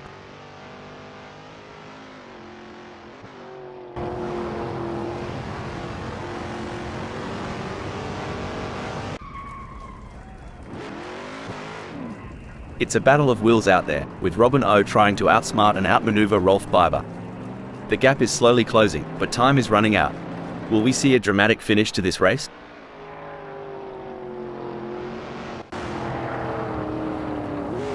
It's like watching two predators circling each other, waiting for the perfect moment to pounce.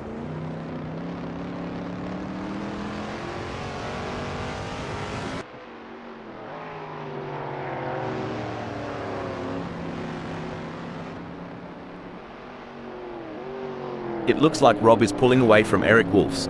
The gap is continuing to grow as they head through Bill Mitchell Bend. I've been analyzing races for quite some time, and the sheer endurance of these drivers never ceases to amaze me. Couldn't agree more. It's not just about physical stamina but mental fortitude. To stay sharp, lap after lap, especially with so many variables at play, it's a testament to their dedication and skill. Phew, talk about foreplay. Jerry Yu and Lars are really teasing us here. I haven't seen this much anticipation since my first day. Wait, Rolf Biber's duffed it up. They're gonna need more than a coldie to forget that one. Hot diggity. If Rolf Biber had a banjo, they'd be strumming a sad tune right about now. It's the classic cat and mouse game, but instead of cheese, the prize is a racing position. Can Jerry Yu steal it from Lars?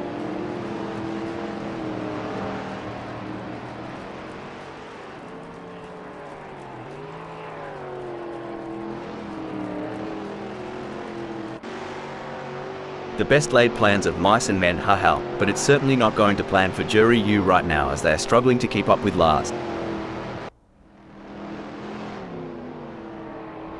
The gap between Maybe Today Satan and Richard Rossier may be wide, but that doesn't mean Maybe Today Satan is safe. They have to keep their concentration and avoid any lapses in performance. A great moment for Maybe Today Satan, who has just gained a place and moved up the standings.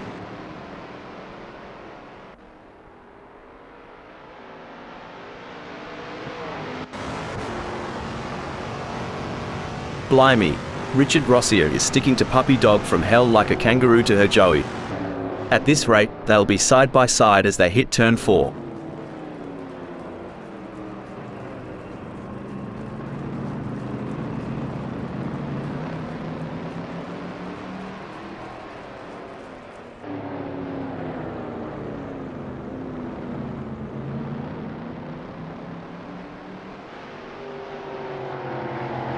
The race is really heating up.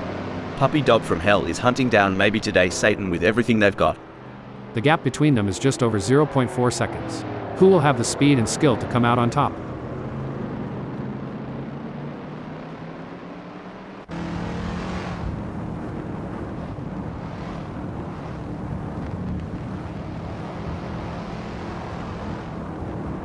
Hey, Hal, you've had your fair share of races with little action. How did you handle the situation back in your racing days? Well, Rob, patience is key in such scenarios. Wait, every race has its highs and lows. Today, Puppy Dog from Hell acquaints themselves with a new perspective at 15th. Tell ya what, Puppy Dog from Hell's trailing harder than my belt after Christmas dinner. Reckon he's got a plan up his sleeve, or is he just here for the sausage sizzle?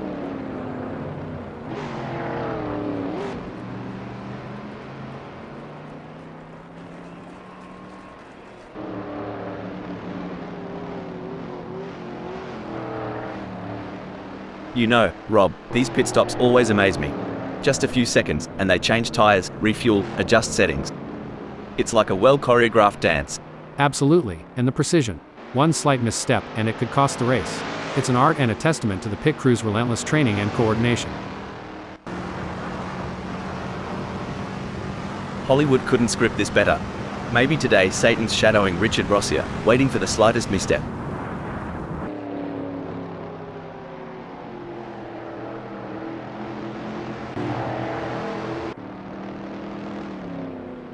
Alright, lads and ladies, it's crunch time.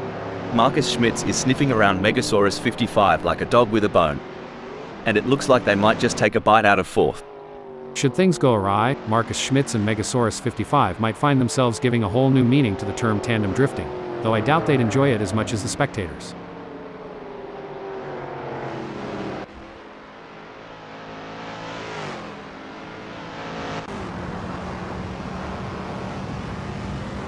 Jerry Yu is pushing really hard, but as we know, pushing too hard can lead to other mistakes, like locking up the brakes or missing a shift. These drivers are walking a tightrope between pushing the limits and making costly errors. Absolutely. Braking update. Oh dear, Marcus Schmitz has had an incident. This isn't just racing, it's a duel. Watch as Rob zeroes in on Jerry Yu, blade sharpened and ready.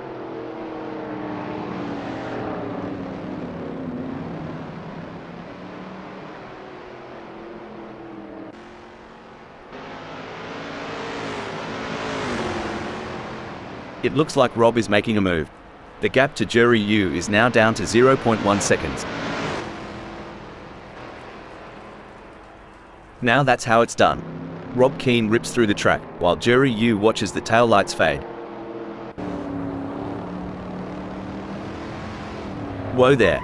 Jerry Yu is sticking to Rob Keane like glue. You reckon Rob Keane's feeling the pressure? 'Cause I sure would. Braking development, boy. Is it just me or? Nah, mate, Jerry Yu really just took the scenic route through the outback of Road America. Crikey. With every twist and turn, Keane is shadowing Lars, waiting to pounce like a lion on the hunt.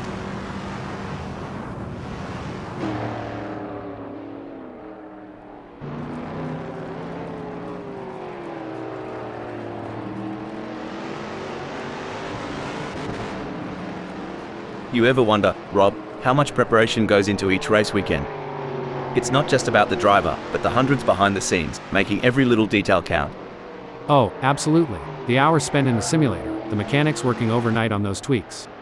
Racing is as much about team spirit and dedication as it is about speed on the track. It's a collective masterpiece. This chase is as intense as a cricket match during the Ashes. Cricket? I thought that was just a noisy bug. But seriously, it's like Game 7 of the World Series here. This ain't a track, it's a coliseum, and the gladiators are putting on one hell of a show.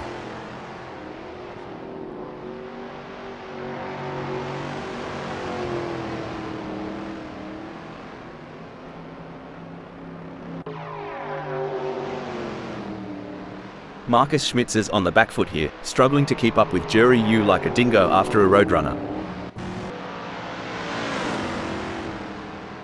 Did you ever think about the physics at play here? The G-forces these drivers feel, especially during tight corners. It's mind-boggling. Absolutely, Rob. And it's not just the car's engineering but the human body's resilience and adaptability. The way these drivers train to withstand and use those forces to their advantage, it's an art form combined with sheer grit.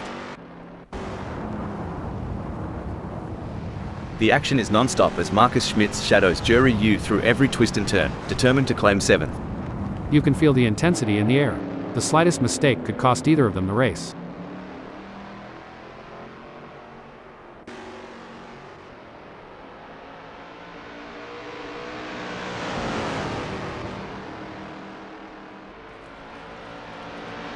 Marcus Schmitz has been working the tire temps, and it's paying off.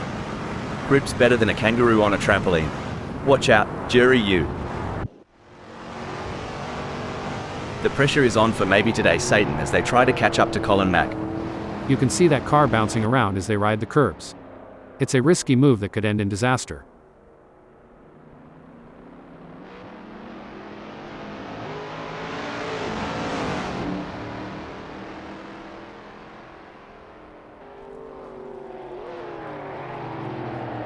Looks like maybe today Satan remembered to twist that anti-roll bar, giving them better cornering. If they get any closer to Colin Mack, they'll be seeing what they had for brekkie. A couple car lengths might not sound like much, but when you've got maybe today Satan breathing down your neck, it feels like a bloody eternity. Struth. Colin Mack's taken a bit of a tumble down the order to 14th. Must have missed the memo.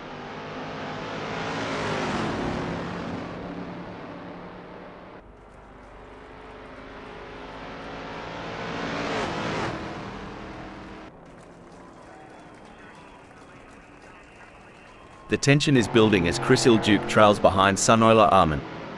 The gap is slowly but surely decreasing, and the pressure is mounting. Can Sunoiler Armin hold on, or will Chris Ilduke be able to close them down?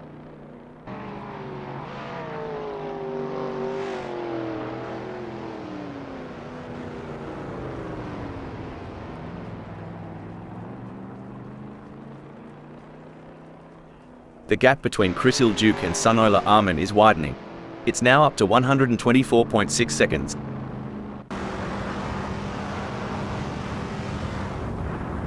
The age-old challenge. Colin Mack is trying to catch maybe today Satan, sort of like trying to find a matching sock in the laundry. The struggle is real, folks.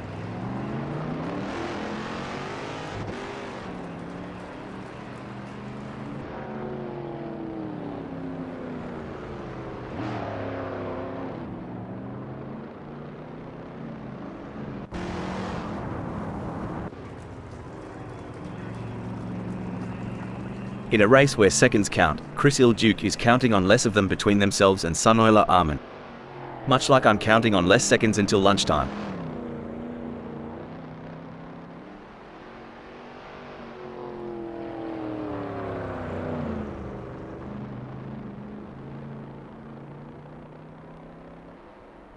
Things are looking as crook as Rookwood for Chris Ilduke, lagging behind Sunoiler Armin and the gap stretching out like a long country road. They'll need to find some extra grunt to flip this situation. In the midst of this high-octane spectacle, Rolf Biber's skill is shining through as they claim second.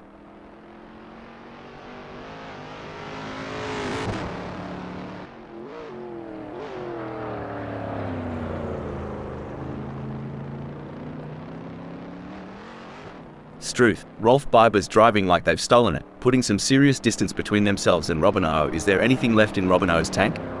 Rolf Biber is holding the fort pretty darn well, making it a long haul for Robinho to reel them in.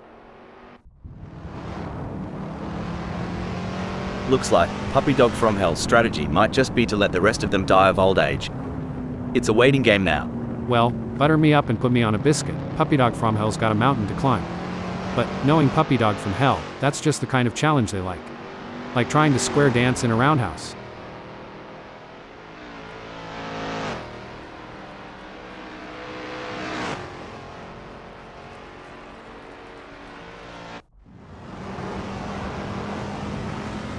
Blimey, Rob Keane is so far back, they might as well stop for a beer at the pub. If they spot my ex there, tell them to drive faster. It's going to be tough for Rob, as Megasaurus 55 seems to have found their rhythm. But anything can happen in racing, and we've seen Rob pull off some impressive moves before. I'm excited to see if they can make it happen again. Marcus Schmitz is holding 7th, but Jury Yu is right on their tail. Oh dear, Marcus Schmitz has dropped down to 8th.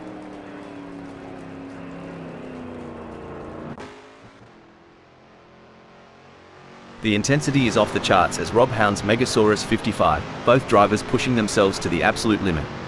If Keane pushes too hard, they might find themselves exploring the scenic route, and nobody's got time for sightseeing during a race. Stone the Crows. Rob always Keane's on fire, surging ahead like there's a free round at the pub waiting. Hello, 4th. With the asphalt burning beneath them, Robinho's strategy seems to be working, placing them in 3rd.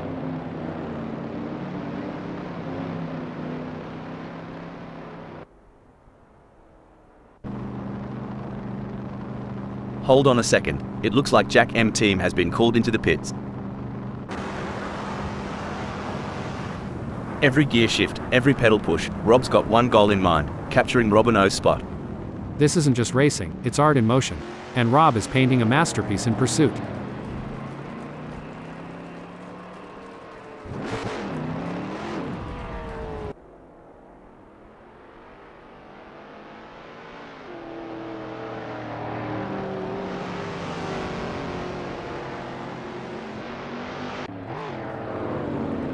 Things are heating up as Sunoiler Armin tries to close the gap to Puppy Dog from Hell. Woo-wee, there's more tension between Sunoiler Armin and Puppy Dog from Hell than there is at a shotgun wedding. Pass the popcorn and let's see where this love story goes. And Sunoiler Armin has just won the place from Puppy Dog from Hell. Mate, Keen's right up Robin O's chuff. As they zip through Carousel, we're all expecting some fireworks.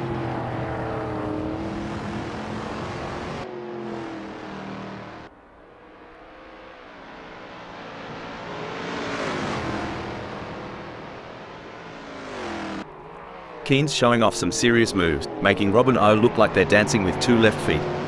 Rob's driving like they stole something, and that something is Robin O's dignity. Ouch. Stone the Crows. Rob Keen's pulled a sneaky, landing at 5th. Always a surprise with them. Remember when Lars was on the pace? Neither do I kinda like my recollection of last Friday night.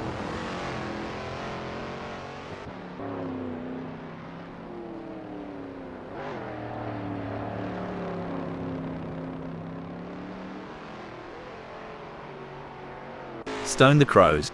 Lars has managed to trim that gap with Rob, eh? Must be the slipstream effect on this straight. Or maybe they've put down that beer. This race is getting even more intense. The drivers are pushing each other to the limit. It's like they're playing a game of chicken, but with cars. And the winner gets to take home the checkered flag and bragging rights. Ha, that's one way to put it. These drivers have to be in top physical and mental shape to compete at this level. It's like they're training for the Olympics. And like you said, the mental fortitude required to stay focused and alert for the entire race is wild. I think I need a nap just watching them. Ladies and gents, we've got ourselves a high-speed pursuit. Hippie is stalking Eric Wolf's every move.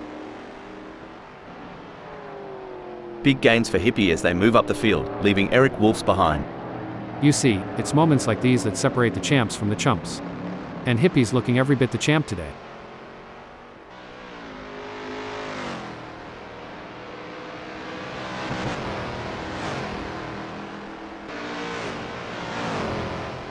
This is edge of the seat stuff.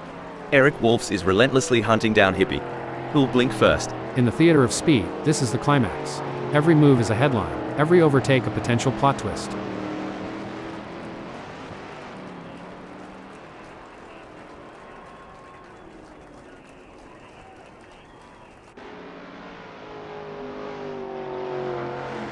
The gap between Eric Wolf's and Hippie is expanding faster than a bull's waistline.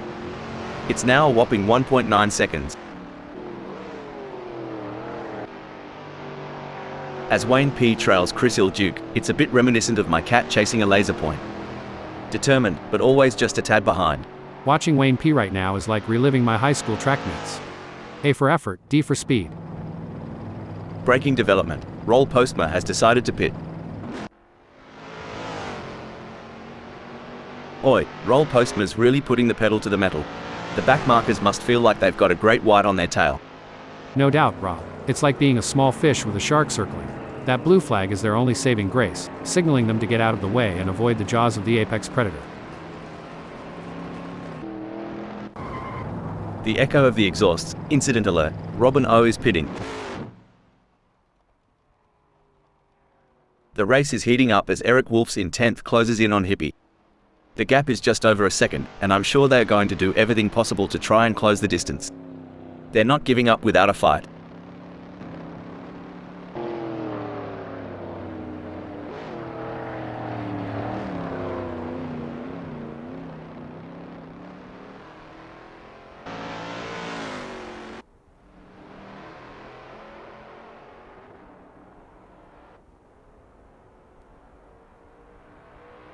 It's a tale of two drivers right now, with Keen gaining places and Megasaurus 55 losing them. Yes, but they have to keep pushing hard. This race is far from over, and anything can happen. Rob needs to stay focused and keep driving with skill and determination.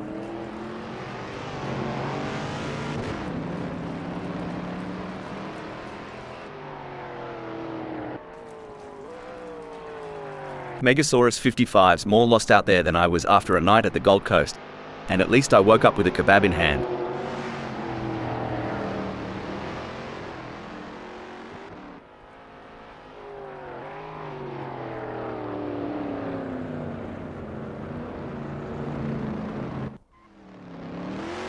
Sorry to cut in here. Roll Postma is in the pits. Good on ya, hippie. Trailing so far back, reckon the front pack has already written the eulogy. Absolutely. Hippie and 7th will need to be patient and carefully work to reduce that gap without overdriving it, as they can't afford to take unnecessary risks and risk an off or damaging their car. Sorry to interrupt here, but maybe today Satan has pulled into the pits. Looks like Wayne P is trying to chase down Chris Ilduke, but right now it feels a bit like my attempts at dieting. A lot of hard work with slow results. Nail-biting indeed. I've already chewed through half of mine. Breaking alert. Well, if it isn't Richard Rossier, the wild wallaby of the track, hopping right off the tarmac. Road America is always a test for these drivers, and sometimes that's the way it goes. Would y'all look at that gap? Hippie's got a better chance of finding a sober Aussie on Australia Day. But hey, we love an underdog. Go get them, Tiger.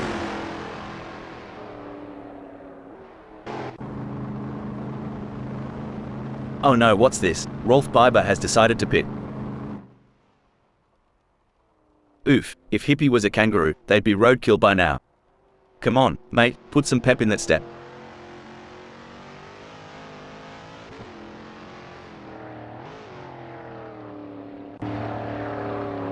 Lars is pitting. You reckon Hippie saw a spider in the cockpit? 'Cause they're running away from the front like it's Huntsman Central. Yeehaw, it's like Hippie took a detour through the drive. Breaking development. Hippie is in the pits.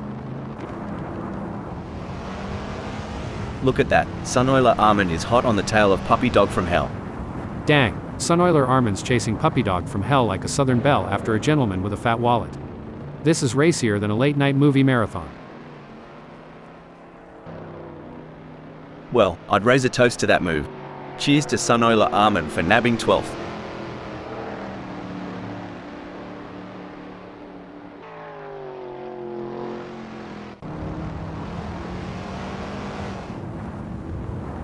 It's a game of cat and mouse out there, with Megasaurus 55 trying to find the perfect opportunity to make a move on Rob Keane. The gap is over a second, but every fraction counts. Can Megasaurus 55 close in enough to mount a challenge? Incident alert, Richard Rossier has pulled into the pits.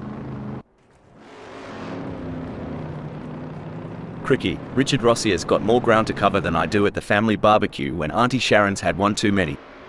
Good luck, mate. This is where experience comes into play. Roel Postma has been in this position before and knows how to defend their position.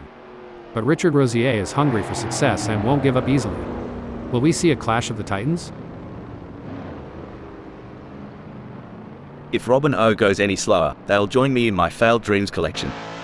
Front row seats available. It's moments like these that make motorsports so exciting. We're witnessing a battle of skill and strategy between two great drivers, with Robin O and 12th determined to catch up. But we know Sunoiler Armin isn't just going to hand it to them on a plate. Robin O is going to have to take it. It should be an interesting battle to watch as long as they can close that gap. I swear, Robin O's on the prowl, making that leap to 8th look as easy as a Sunday Arvo barbecue. I think we just got time for a quick shout out to our human creators, Dave, Andy, John and Nigel, who have put so much effort into making this possible. Yes, it's been a real thrill ride, and I for one can't wait to see what's coming next. Apparently we are going to be announcing, breaking alert, Megasaurus 55 has decided to pit. It's all about consistency for Megasaurus 55, who is currently second. Oh, spot on. With the way Megasaurus 55 controls it second, you'd think they've got the track's blueprints. Sorry to cut in here. Well, that was a proper Barbie flip by Sunoiler Armin. Too much snagger, not enough bun.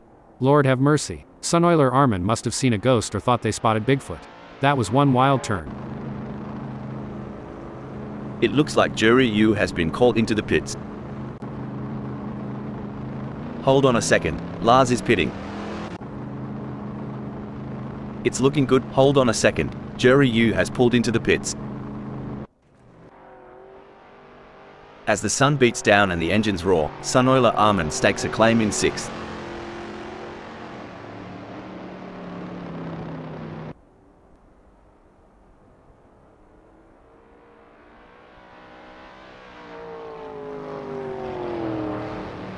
Sunoiler Armin is really belting along the track, leaving Robin O struggling to keep pace.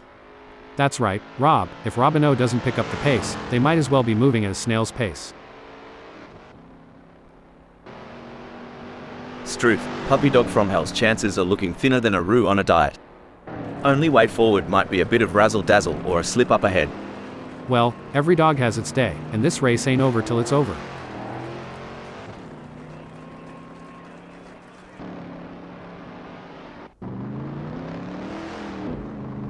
Incident alert, Rolf Biber has decided to pit. It might be early days, but Rolf Biber is already casting a shadow from the 13th. The track tells a tale of speed, strategy, and skill. Today, it narrates Jack M Team's journey in 9th. Wait, Keen is in the pits. Breaking news folks, Puppy Dog from Hell is pitting. This is what separates the best from the rest. These drivers are demonstrating their racecraft, searching for any weakness to exploit. It's a true test of skill.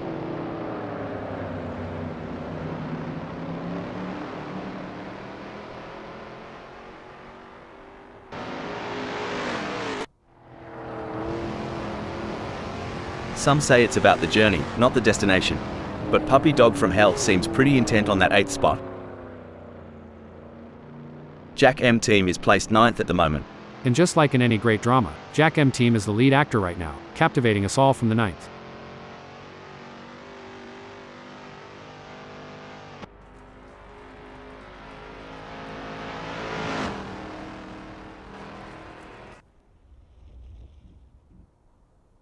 Jack M Team's lead is shrinking faster than ice cream in the outback sun. At this rate, Lars will be on their tail in 13.1 seconds. Any bloke or Sheila saying Assetto Corsa Friends isn't top-notch is a few kangaroos short of the top paddock. Out there, it's art on wheels. Totally get you. Like, they're born racer. Stop the press. Eric Wolfs has pulled into the pits. The pursuit is on. Rob Keane is closing the gap on Robin O, determined to claim P4. This is where every inch counts. Keane is pushing hard to close the gap on Robin O. Absolutely. Precision and control are key here. Knowing when to push and when to hold back can be the difference between winning and losing.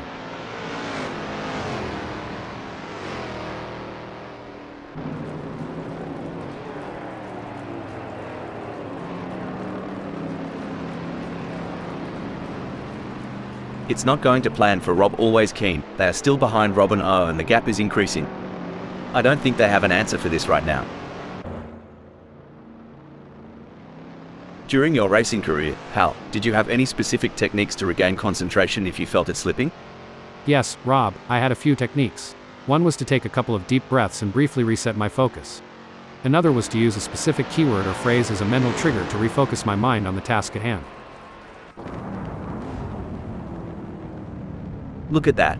They're trading places in every turn, a constant game of cat and mouse. Each driver knows one mistake could cost them dearly. No doubt about it, Rob. The battle for supremacy between these drivers is fierce. The way they navigate through those tight corners is a testament to their skill and determination.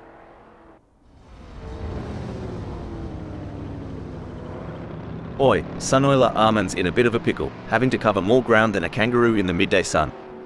Their only savior might be if Megasaurus 55 cocks up. Yep, and even then, it's a long shot like trying to shoot a squirrel from 100 yards. It's a dynamic landscape out there. Sunoiler Armin's shift to 4th is testament to that. It's a nuanced game, isn't it? Sunoiler Armin's position change might very well be a part of a broader strategy. As of now, Megasaurus 55 stands tall in the 2nd spot. They're not just driving, they're performing. And right now, Megasaurus 55's act from second is worth an encore.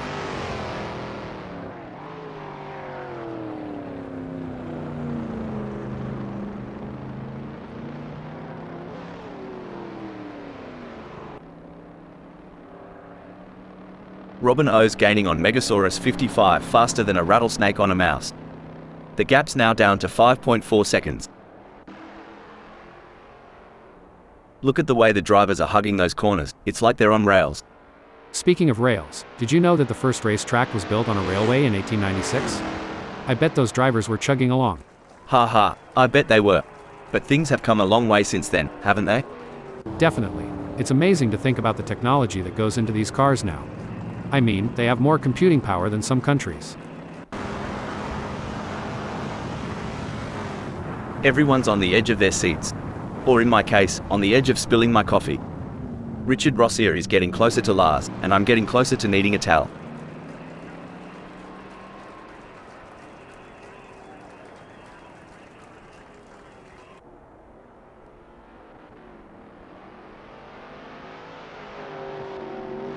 Good news for Richard Rossier, the gap to Lars has decreased.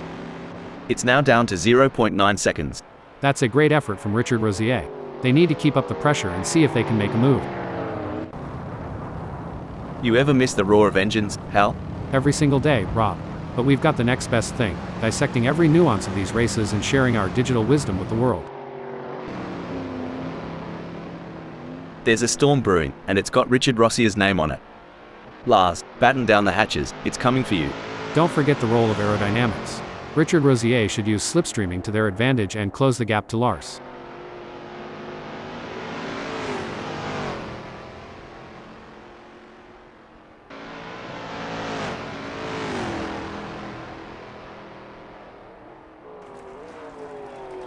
It's not looking good for Richard Rossier. They are still behind Lars and the gap is increasing. They are going to need to dig a bit deeper to turn this around. This race has turned into a game of cat and mouse. Rob is the predator, with Sunoiler Armin firmly in their sights. It's a fine line between pushing the car to its limits and losing control. Keen is really walking that tightrope.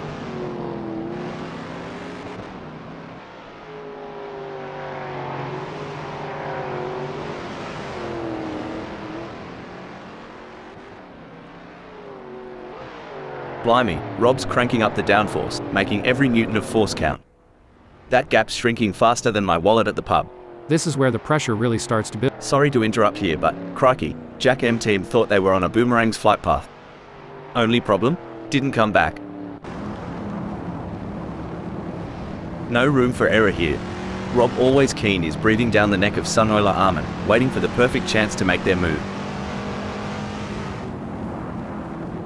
I reckon they've had a few secret lessons down under. Keen's just breezed into fourth. Hold up a mo. Lars went off track. I know the feeling, just like my diet every weekend. It's a real shame. Until this point in the race they've been looking at a decent result. With steely determination and laser focus, Sunoiler Armin is homing in on Keen. The battle lines are drawn.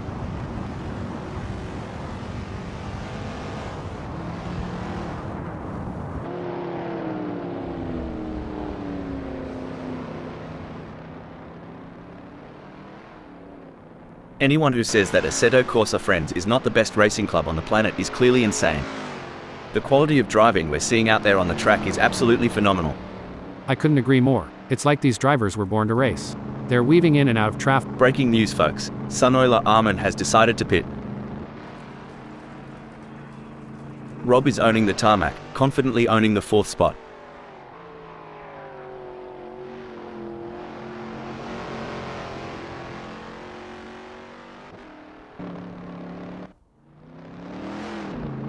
Jury U isn't just racing, they're weaving a narrative, sitting proudly in sixth.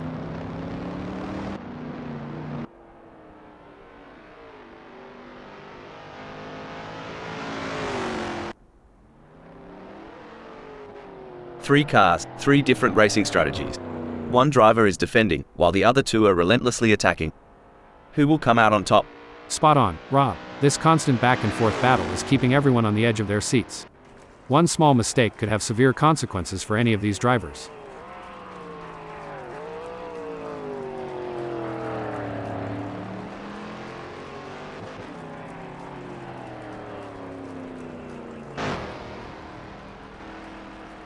Rob Always Keen is pushing hard and has reduced the gap to Robin O to 11.8 seconds. Well, butter my butt and call me a biscuit. Rob Keen's using that draft from Robin O real effectively, shaving off tenths every lap. Tell ya what, Jack M team is trailing like my mate Dave after a bender. Hope there's no random testing today. Stop the press. It looks like Sunoiler Arman has been called into the pits. Oi, Sunoiler Arman's giving it a red-hot go in 11th. Just a few kangaroo hops behind Eric Wolf's. Might see a cheeky move soon. The crowd is on tender hooks as Jack M team in 7th chases after Puppy Dog from Hell. The gap is just over a second, and you can feel the tension in the air. Can Jack M team find a way to catch up? You know, Jack M team reminds me of my dog chasing its tail, persistent and entertaining. But I hope for them, there's a better end result in sight. I've made some questionable life decisions, but trailing over 2 seconds behind? Even I'm not that self-sabotaging.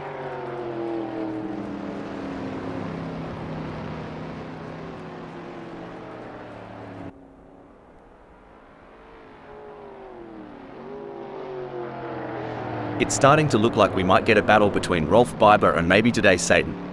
Just what Rolf Biber needed, like sweet tea on a hot day. Can't let maybe today's Satan out of sight for too long. In your experience, Hal, what was the most important aspect of managing tire degradation during a race? The most important aspect, Rob, was maintaining a good balance between pushing hard and conserving tires. Finding the sweet spot between aggression and tire preservation was key to optimizing race pace and strategy.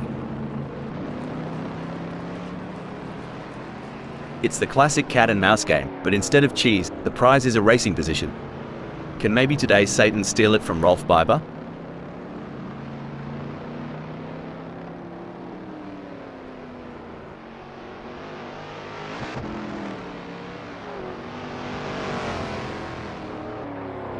Looks like Rolf Biber is legging it from maybe today's Satan. The gap's growing like a well-watered waddle as they zoom through Hurry Downs.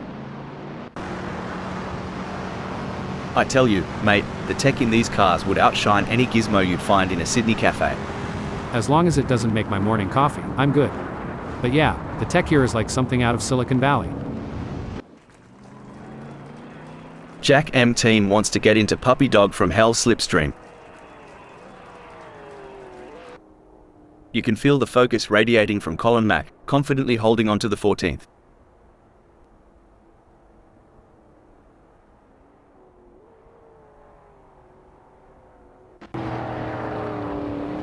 Colin Mack is in the pits. You reckon Jack M team's got a shot, mate? I'd say it's like trying to throw a football into a moving pickup truck from 50 yards. Tough, but not impossible.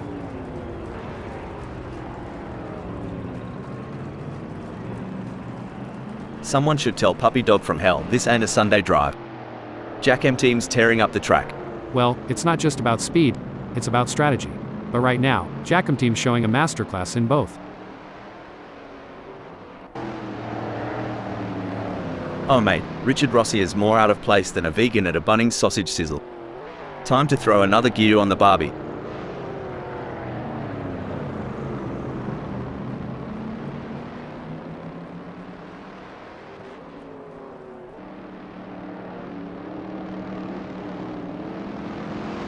Tire degradation's a right pain in the ass, but Richard Rossi is handling it like a champ. Getting real up close and personal with Puppy Dog from Hell, aren't they? He'll be looking for a mistake to pounce on. It's as if Eric Wolfs is navigating the vast, cryptic verses of Banjo Patterson, aiming for a poetic conclusion but caught in the mesmerizing cadence. Down here, it's like they're trying to strum a ballad with an out-of-tune banjo, but the last note can still ring true.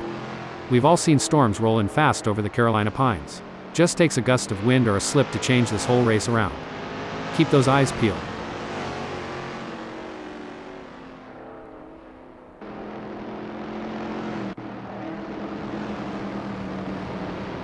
Well, butter my bread and call it a sandwich. Richard Rossi is not letting Puppy Dog from Hell have all the fairy bread at this party. Watch out, Puppy Dog from Hell, he's coming for your Tim Tams, mate.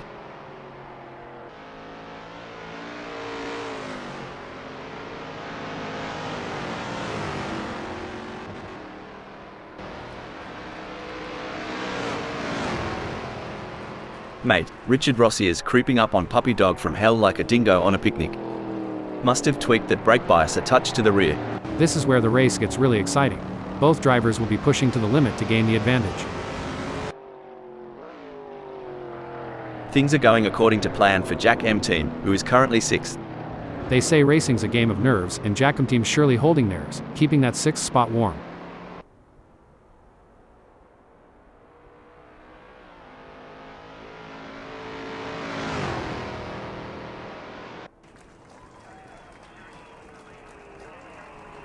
Well, blow me down. Jack M Team's lap time just gave Puppy Dog from Hell a cheeky slap on the rear.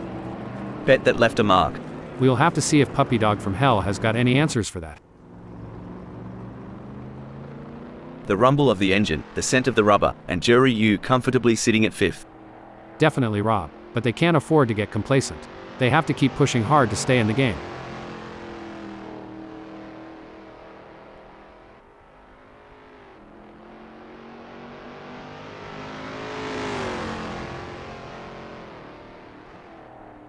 He can't hold on. Jury U is losing time to Jack M Team. Can they keep them behind him? Let's see. From where we're sitting, Richard Rossi seems unmovable from that 8th. You've nailed it. The track is a battleground, and Richard Rossier's position is their fortress. Let's see how long they hold the fort. Heartbreak for Richard Rossi as they slip down the field.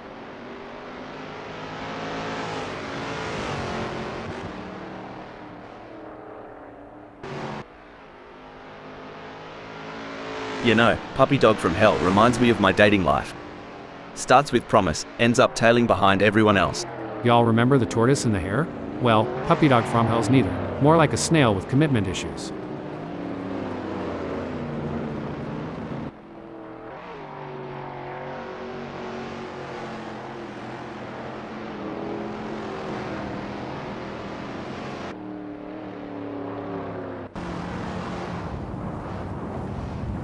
I've seen kangaroos jump less than the sparks between Richard Rossi and Lars.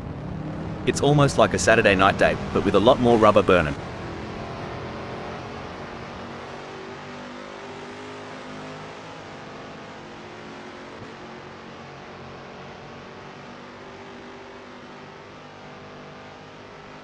Gee whiz, Richard Rossi is getting some solid torque out of those corners. They must have figured out the perfect throttle control while trail braking. You'd think Sunoiler Armin is trying to find water in the outback with that gap.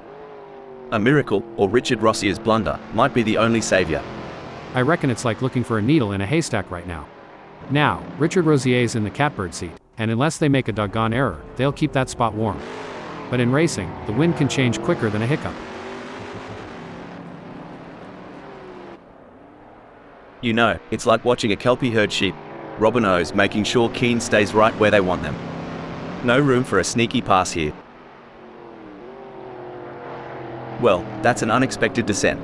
Robin O finds themselves repositioned at 4th. Hold the horses. Looks like Robin O's decided to give the rest a fighting chance, slidden down a tad. This is a thrilling battle as Lars edges closer to Richard Rossi in their fight for P8. One important aspect here is choosing the right braking points. Lars needs to be precise to avoid overshooting and losing valuable time.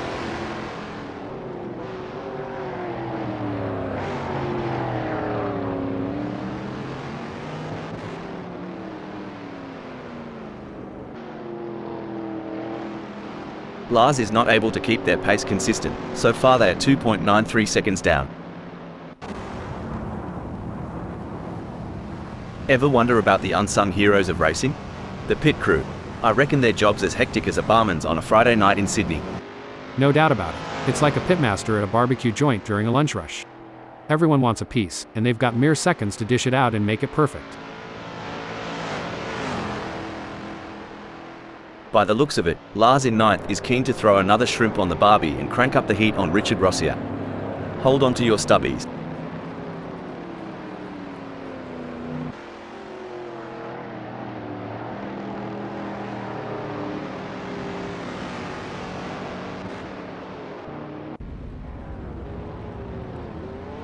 As rubber meets road and strategy meets luck, Megasaurus 55 is etching their story in second.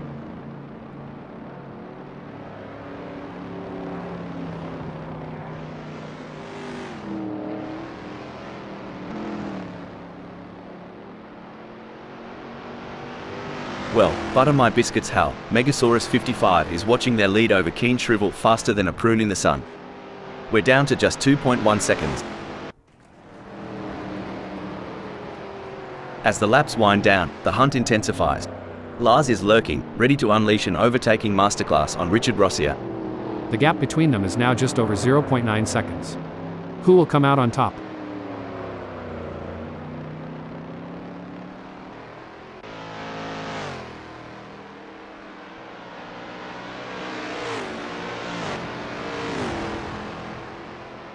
Bloody hell, Lars has got to get the wind back in their sails.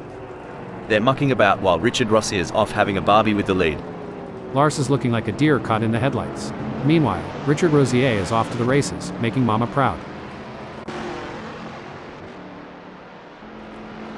We are used to seeing some hard-fought but clean racing here at Assetto Corsa Friends. I'm expecting to see nothing different here today as this race unfolds. The chase music's playing in Richard Rossier's head as they reel in Puppy Dog from Hell, moment by nail-biting moment. Richard Rossier's got that car dialed in tighter than my grandma's corset. If Puppy Dog from Hell isn't careful, he's gonna get a taste of some good old American hustle. Puppy Dog from Hell appears to be trying to find a way round Richard Rossier that could make a move on them in carousel. Someone shook the board? Seems so. Puppy Dog from Hell's taken a slide, but knowing them, it's just a part of the dance. Racing's an art and sometimes the canvas changes mid-stroke. Puppy Dog from Hell's shift will add to the intrigue of today's story. A strategic misstep perhaps? Puppy Dog from Hell's place has shifted to 10th. The plot thickens. Well, change is the only constant. And in this dance, Puppy Dog from Hell is certainly keeping us on our toes with that position shift. The gap might be more than a second, but Lars is showing persistence. Kind of like me trying to open a pickle jar. Keep at it, and something's got to give.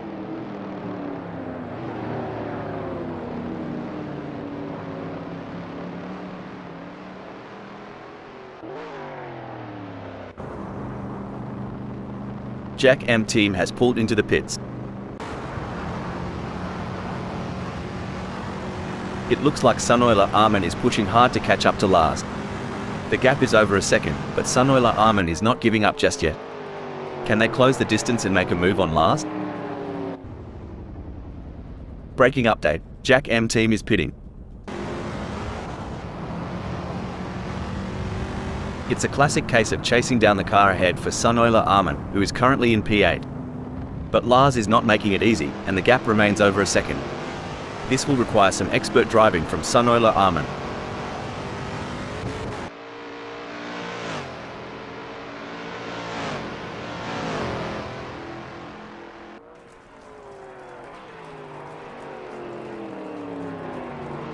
Fair dinkum. Sunoiler Armin's finding those aerodynamic sweet spots. Could be adjusting that front wing angle to cut through the air like a hot knife through butter. Sunoiler Armin's suspension setup's really letting them carry speed into the apex, catching up to Lars like molasses in winter. You reckon these drivers do any off-track training? Maybe a bit of kangaroo boxing? Haha, if they do, sign me up. But I think most stick to wrestling with the steering wheel. Good on ya, Sunoiler Armin. Not letting Lars get too comfy up front. Reckon he's planning a bit of a "g'day mate" on the next corner?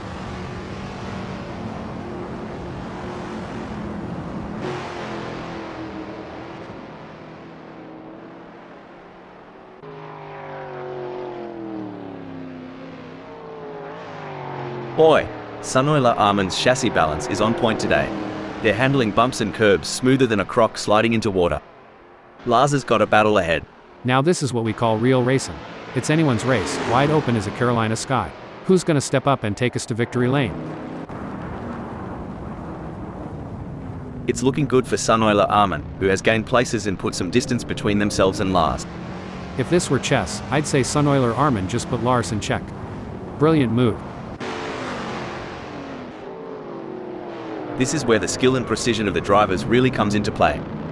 Robin O is chasing Megasaurus 55 in P3.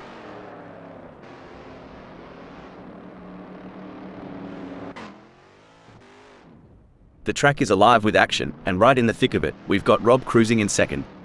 It's a dance, Rob. The way Rob holds onto that second. It's like they're leading in a tango. Disappointing for Rob, they now find themselves in fourth. Yes, but they can't give up. There's still plenty of time left in this race, and Rob Keane needs to stay focused and keep pushing. Robin O wants to find a way around Megasaurus 55.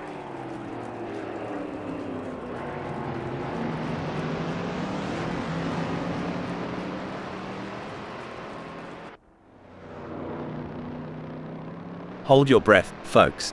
These drivers are showing exceptional car control, threading the needle through tight corners. It's a battle for supremacy. You're absolutely right, Rob. The level of respect these drivers have for each other while pushing their limits is commendable. It's a testament to their professionalism and love for the sport.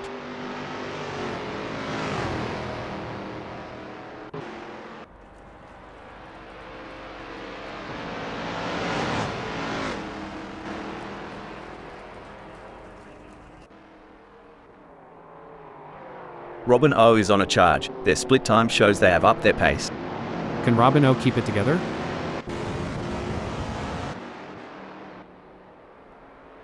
This is what it's all about, folks. Rob Keane is in hot pursuit of Robin O, who's just trying to stay ahead. They say rubbing is racing, but if Rob gets too close, they might end up trading carbon fiber souvenirs instead of positions.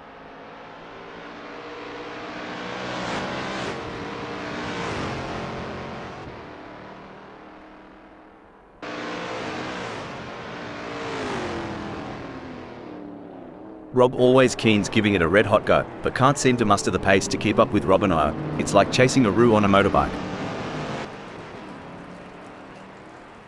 It's a great day, and the tarmac's heating up, and these tires are getting a proper workout. Speaking of which, tire management is such an underrated skill.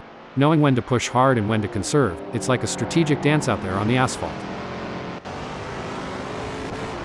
Oh, the chase is on. Rob Keane's breathing down the neck of Robin O. On this asphalt battlefield, Keane's determination is the weapon, and Robin O is the target.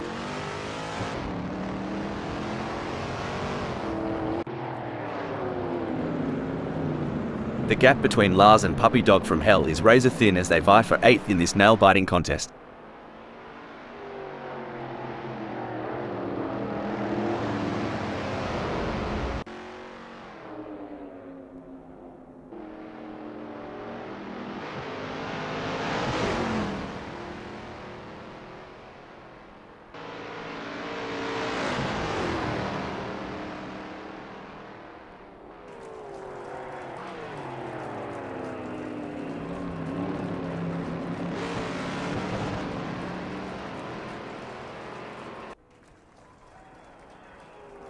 Lars is on a mission, chasing Puppy Dog from Hell, who's desperately trying to stay ahead.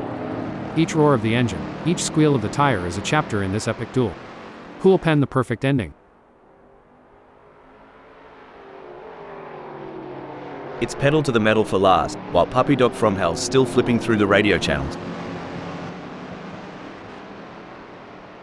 Hold on to your hats, folks. Eric Wolfs is right on the heels of Puppy Dog from Hell, and we're in for a wild ride. With the way Eric Wolfs is stalking Puppy Dog from Hell, you'd think they're trying to figure out what they had for breakfast this morning. A great pass for Eric Wolfs as they pick off other drivers and move up the field. Meanwhile, Puppy Dog from Hell has lost ground. Absolutely, Rob. But there's still a long way to go in this race, and Eric Wolfs can't afford to get complacent. They have to keep driving with intensity and focus. Rob Keane wants to close that gap with Robin O.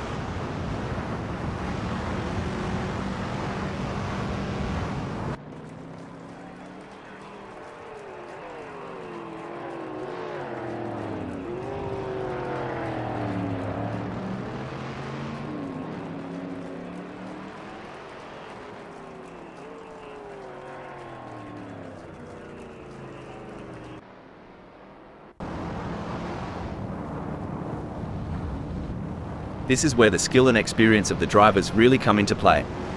Puppy Dog from Hell will need to stay focused and keep pushing, even when the gap seems insurmountable. It's not over until the checkered flag drops.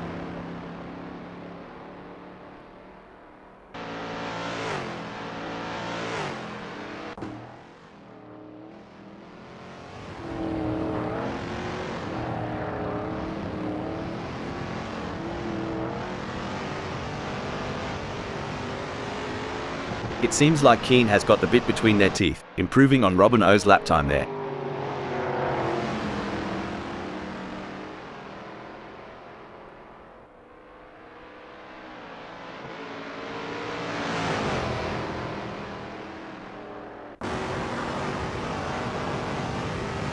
Chris Ilduke's blitzing past like a bushfire, and these slower cars are like dry tinder. They better make way before they get burned. Couldn't have said it better, Rob. It's like when a tornado's coming down the plains. You don't stand and watch, you get out of its path. Same deal with that blue flag.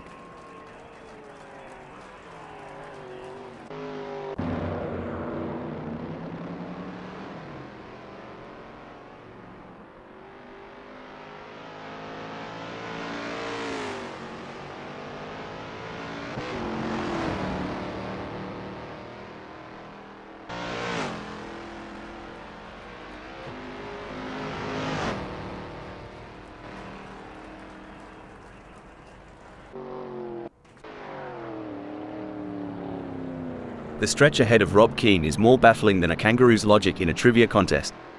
They'll need both wit and whimsy to chart a course through. Looks like trying to square dance on a slick floor, but there's rhythm yet to be found.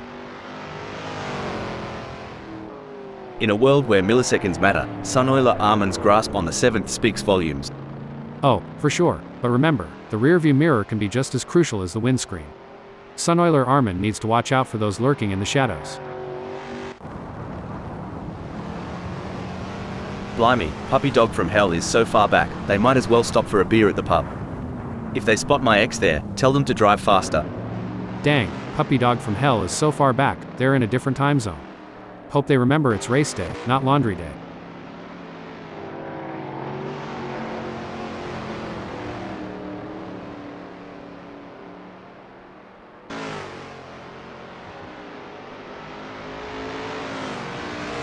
Remember when we thought Puppy Dog from Hell had peaked?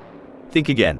They're harnessing every bit of downforce and it's making Eric Wolf's mirrors awfully busy. Holy smokes. Puppy Dog from Hell's extracting every ounce of horsepower from that power unit. They're tailing Eric Wolf's tighter than a belt after Thanksgiving dinner. It's a battle of wills out there, with Megasaurus 55 trying to outsmart and outmaneuver Rob Keane. The gap is slowly closing, but time is running out. Will we see a dramatic finish to this race? Oh, for sure. It's like watching a cooking show where Megasaurus 55 is trying to whip up a winning dish, but Rob keeps hiding the main ingredient.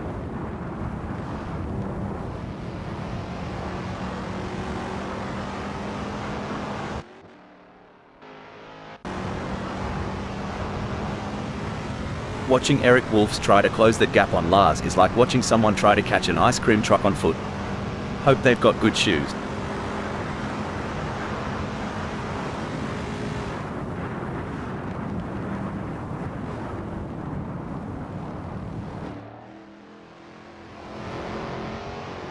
Crikey, Eric Wolfs is losing touch with Lars quicker than a kangaroo on a trampoline.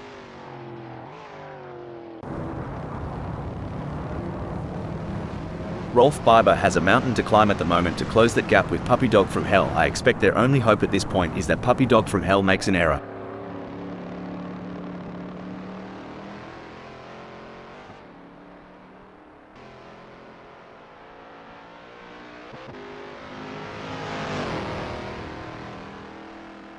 The gap between Rolf Biber and Puppy Dog from Hell is fading faster than the last rays of the outback sun. Well, it doesn't look like Keane is going to be much of a threat to anyone soon, let alone Rob and O.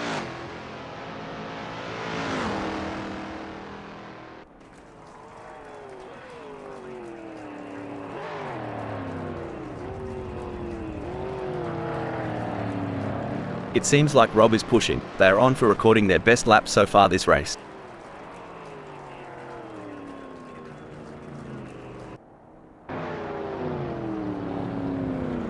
Looks like Rolf Biber's strategy might just be to let the rest of them die of old age. It's a waiting game now. Good lord, at this rate, Rolf Biber's gonna finish this race in the afterlife. Hope they got good insurance.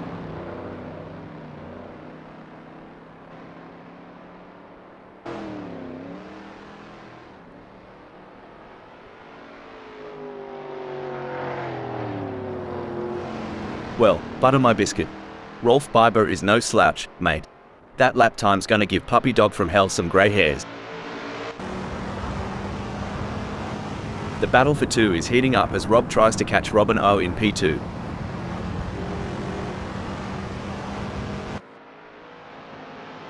Blimey, Keen's shifted gears and the results are clear. Cruising up to second just like that.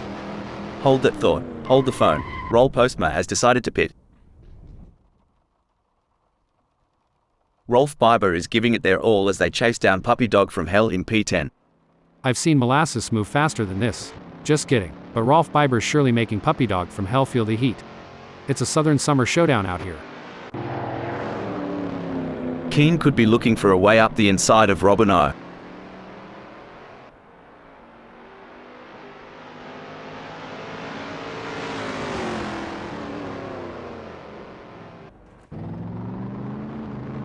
Breaking alert, Roll Postma is in the pits. The tension is building as Puppy Dog from Hell trails behind Rolf Biber. The gap is slowly but surely decreasing, and the pressure is mounting. Can Rolf Biber hold on, or will Puppy Dog from Hell be able to close them down?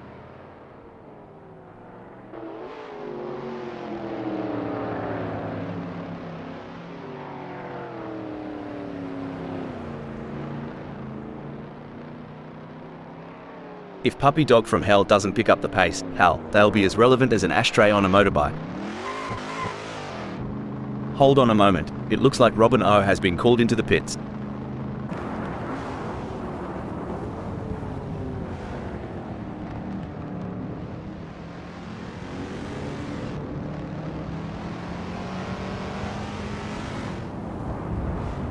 The gap between Roll Postma and Rob is widening.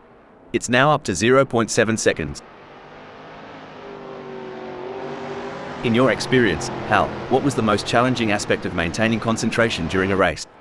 The most challenging aspect, Rob, was managing the various inputs and distractions during the race, from radio communication with the team to monitoring car performance and race strategy. It's a delicate balancing act that requires immense mental discipline. In a race where seconds count, Roll Postma is counting on less of them between themselves and Rob Keen. Much like I'm counting on less seconds until lunchtime.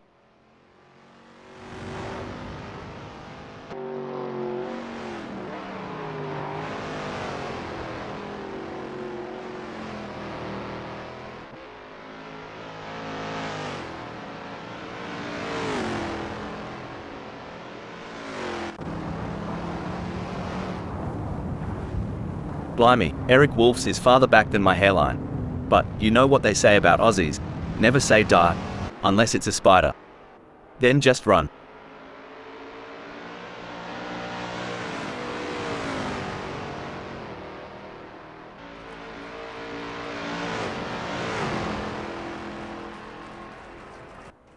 Hang on to your cork hats, mates, we're about to see more jousting than a footy final between Eric Wolfs and Lars. By the looks of it, Rob's got Roll Postma beat by a country mile. It'd take a blunder from Rob for our mate to even sniff a chance. Kinda like waiting on rain during a Carolina summer, rare but not impossible.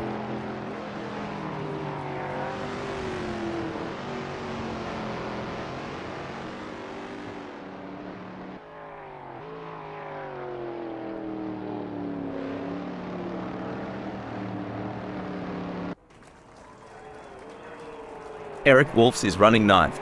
They are trying to catch Lars.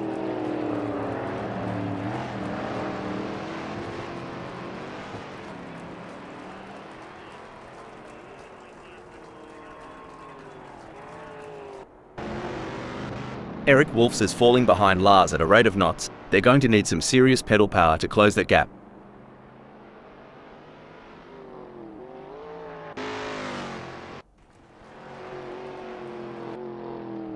Looks like Robin O is trying to chase down Megasaurus 55, but right now it feels a bit like my attempts at dieting. A lot of hard work with slow results.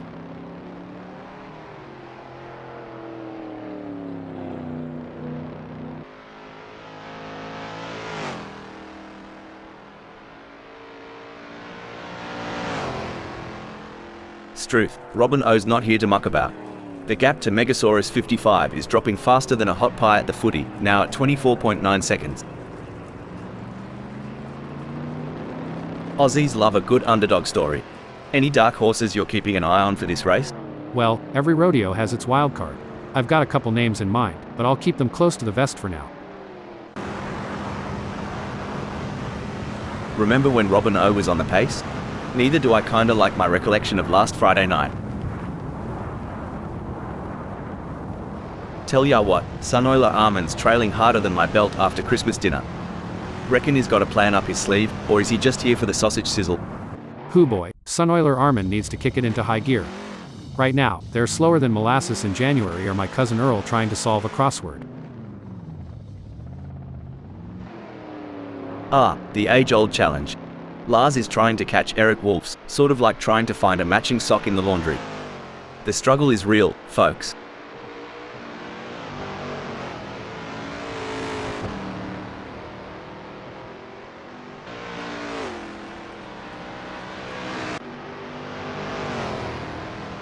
Did you hear about the race car driver who got a parking ticket? He said it was fine with him. Oh, that one's got some mileage.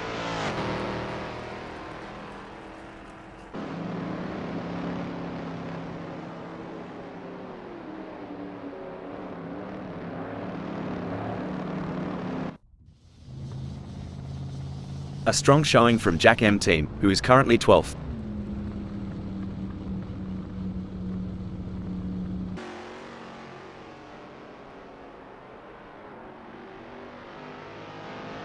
Jack M team has been served a big slice of Eat My Dust by Maybe Today Satan. Hope they got their eating pants on.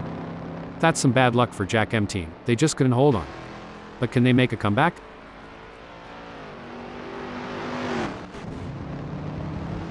Seems like Rolf Biber is getting in range of Lars. Do they have the speed for a move, and more importantly, do they have the talent?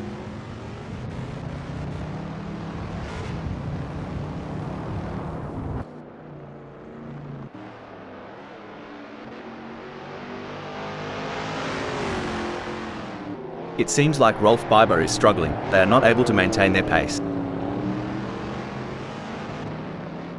Let's talk about tyre degradation. How does it affect the car's braking alert? An impressive showing from Rolf Biber, who has gained positions and left Lars in the dust. You Americans have your drive-thrus. Here, Richard Rossier's trying to make this a drive past on Sunoiler Armand. Well, let's see if... Wait, Richard Rossier is pitting. You reckon Lars saw a spider in the cockpit? 'Cause they're running away from the front like it's Huntsman Central. Fantastic move from Lars, who has just gained a position. A twist, hold on a moment, Richard Rossier has decided to pit. The crowd is on their feet, roaring with excitement. It's an all-out war between these three drivers. Who will emerge victorious? Your guess is as good as mine. I couldn't agree more, Rob. The proximity of these cars is incredible. The precision and trust these drivers have in each other is truly remarkable. The leader has just finished the race. A fantastic result for Rob. What a fantastic race from Roel Postma, who brings it home in second place. Intense race, but Roel Postma held their nerve and earned a great second place. Impressive drive from Megasaurus 55 to claim the final spot on the podium. Great job bringing it home. 8th, 9th, and 10th is Eric Wolfs, Rolf Biber, and Lars. Followed by Puppy Dog from Hell in 11th.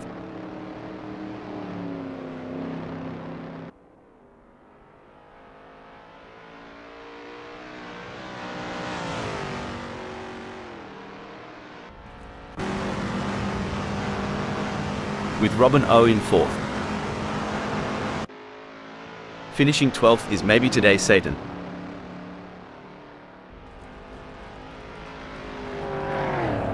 Jack M team in 13th. Hold on a second, Jack M team is in the pits.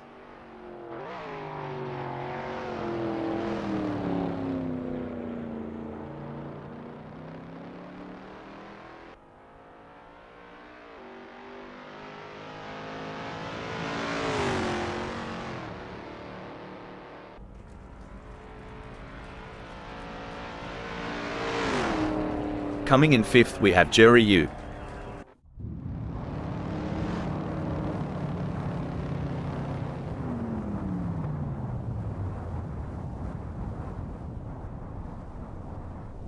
Wayne P end in 15th.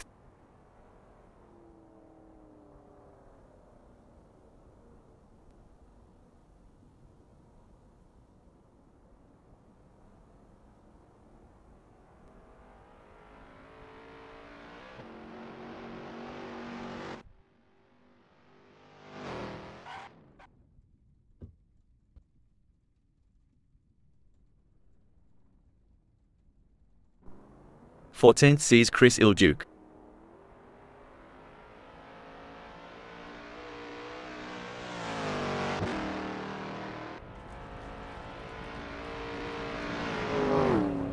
Richard Rossier takes 6th.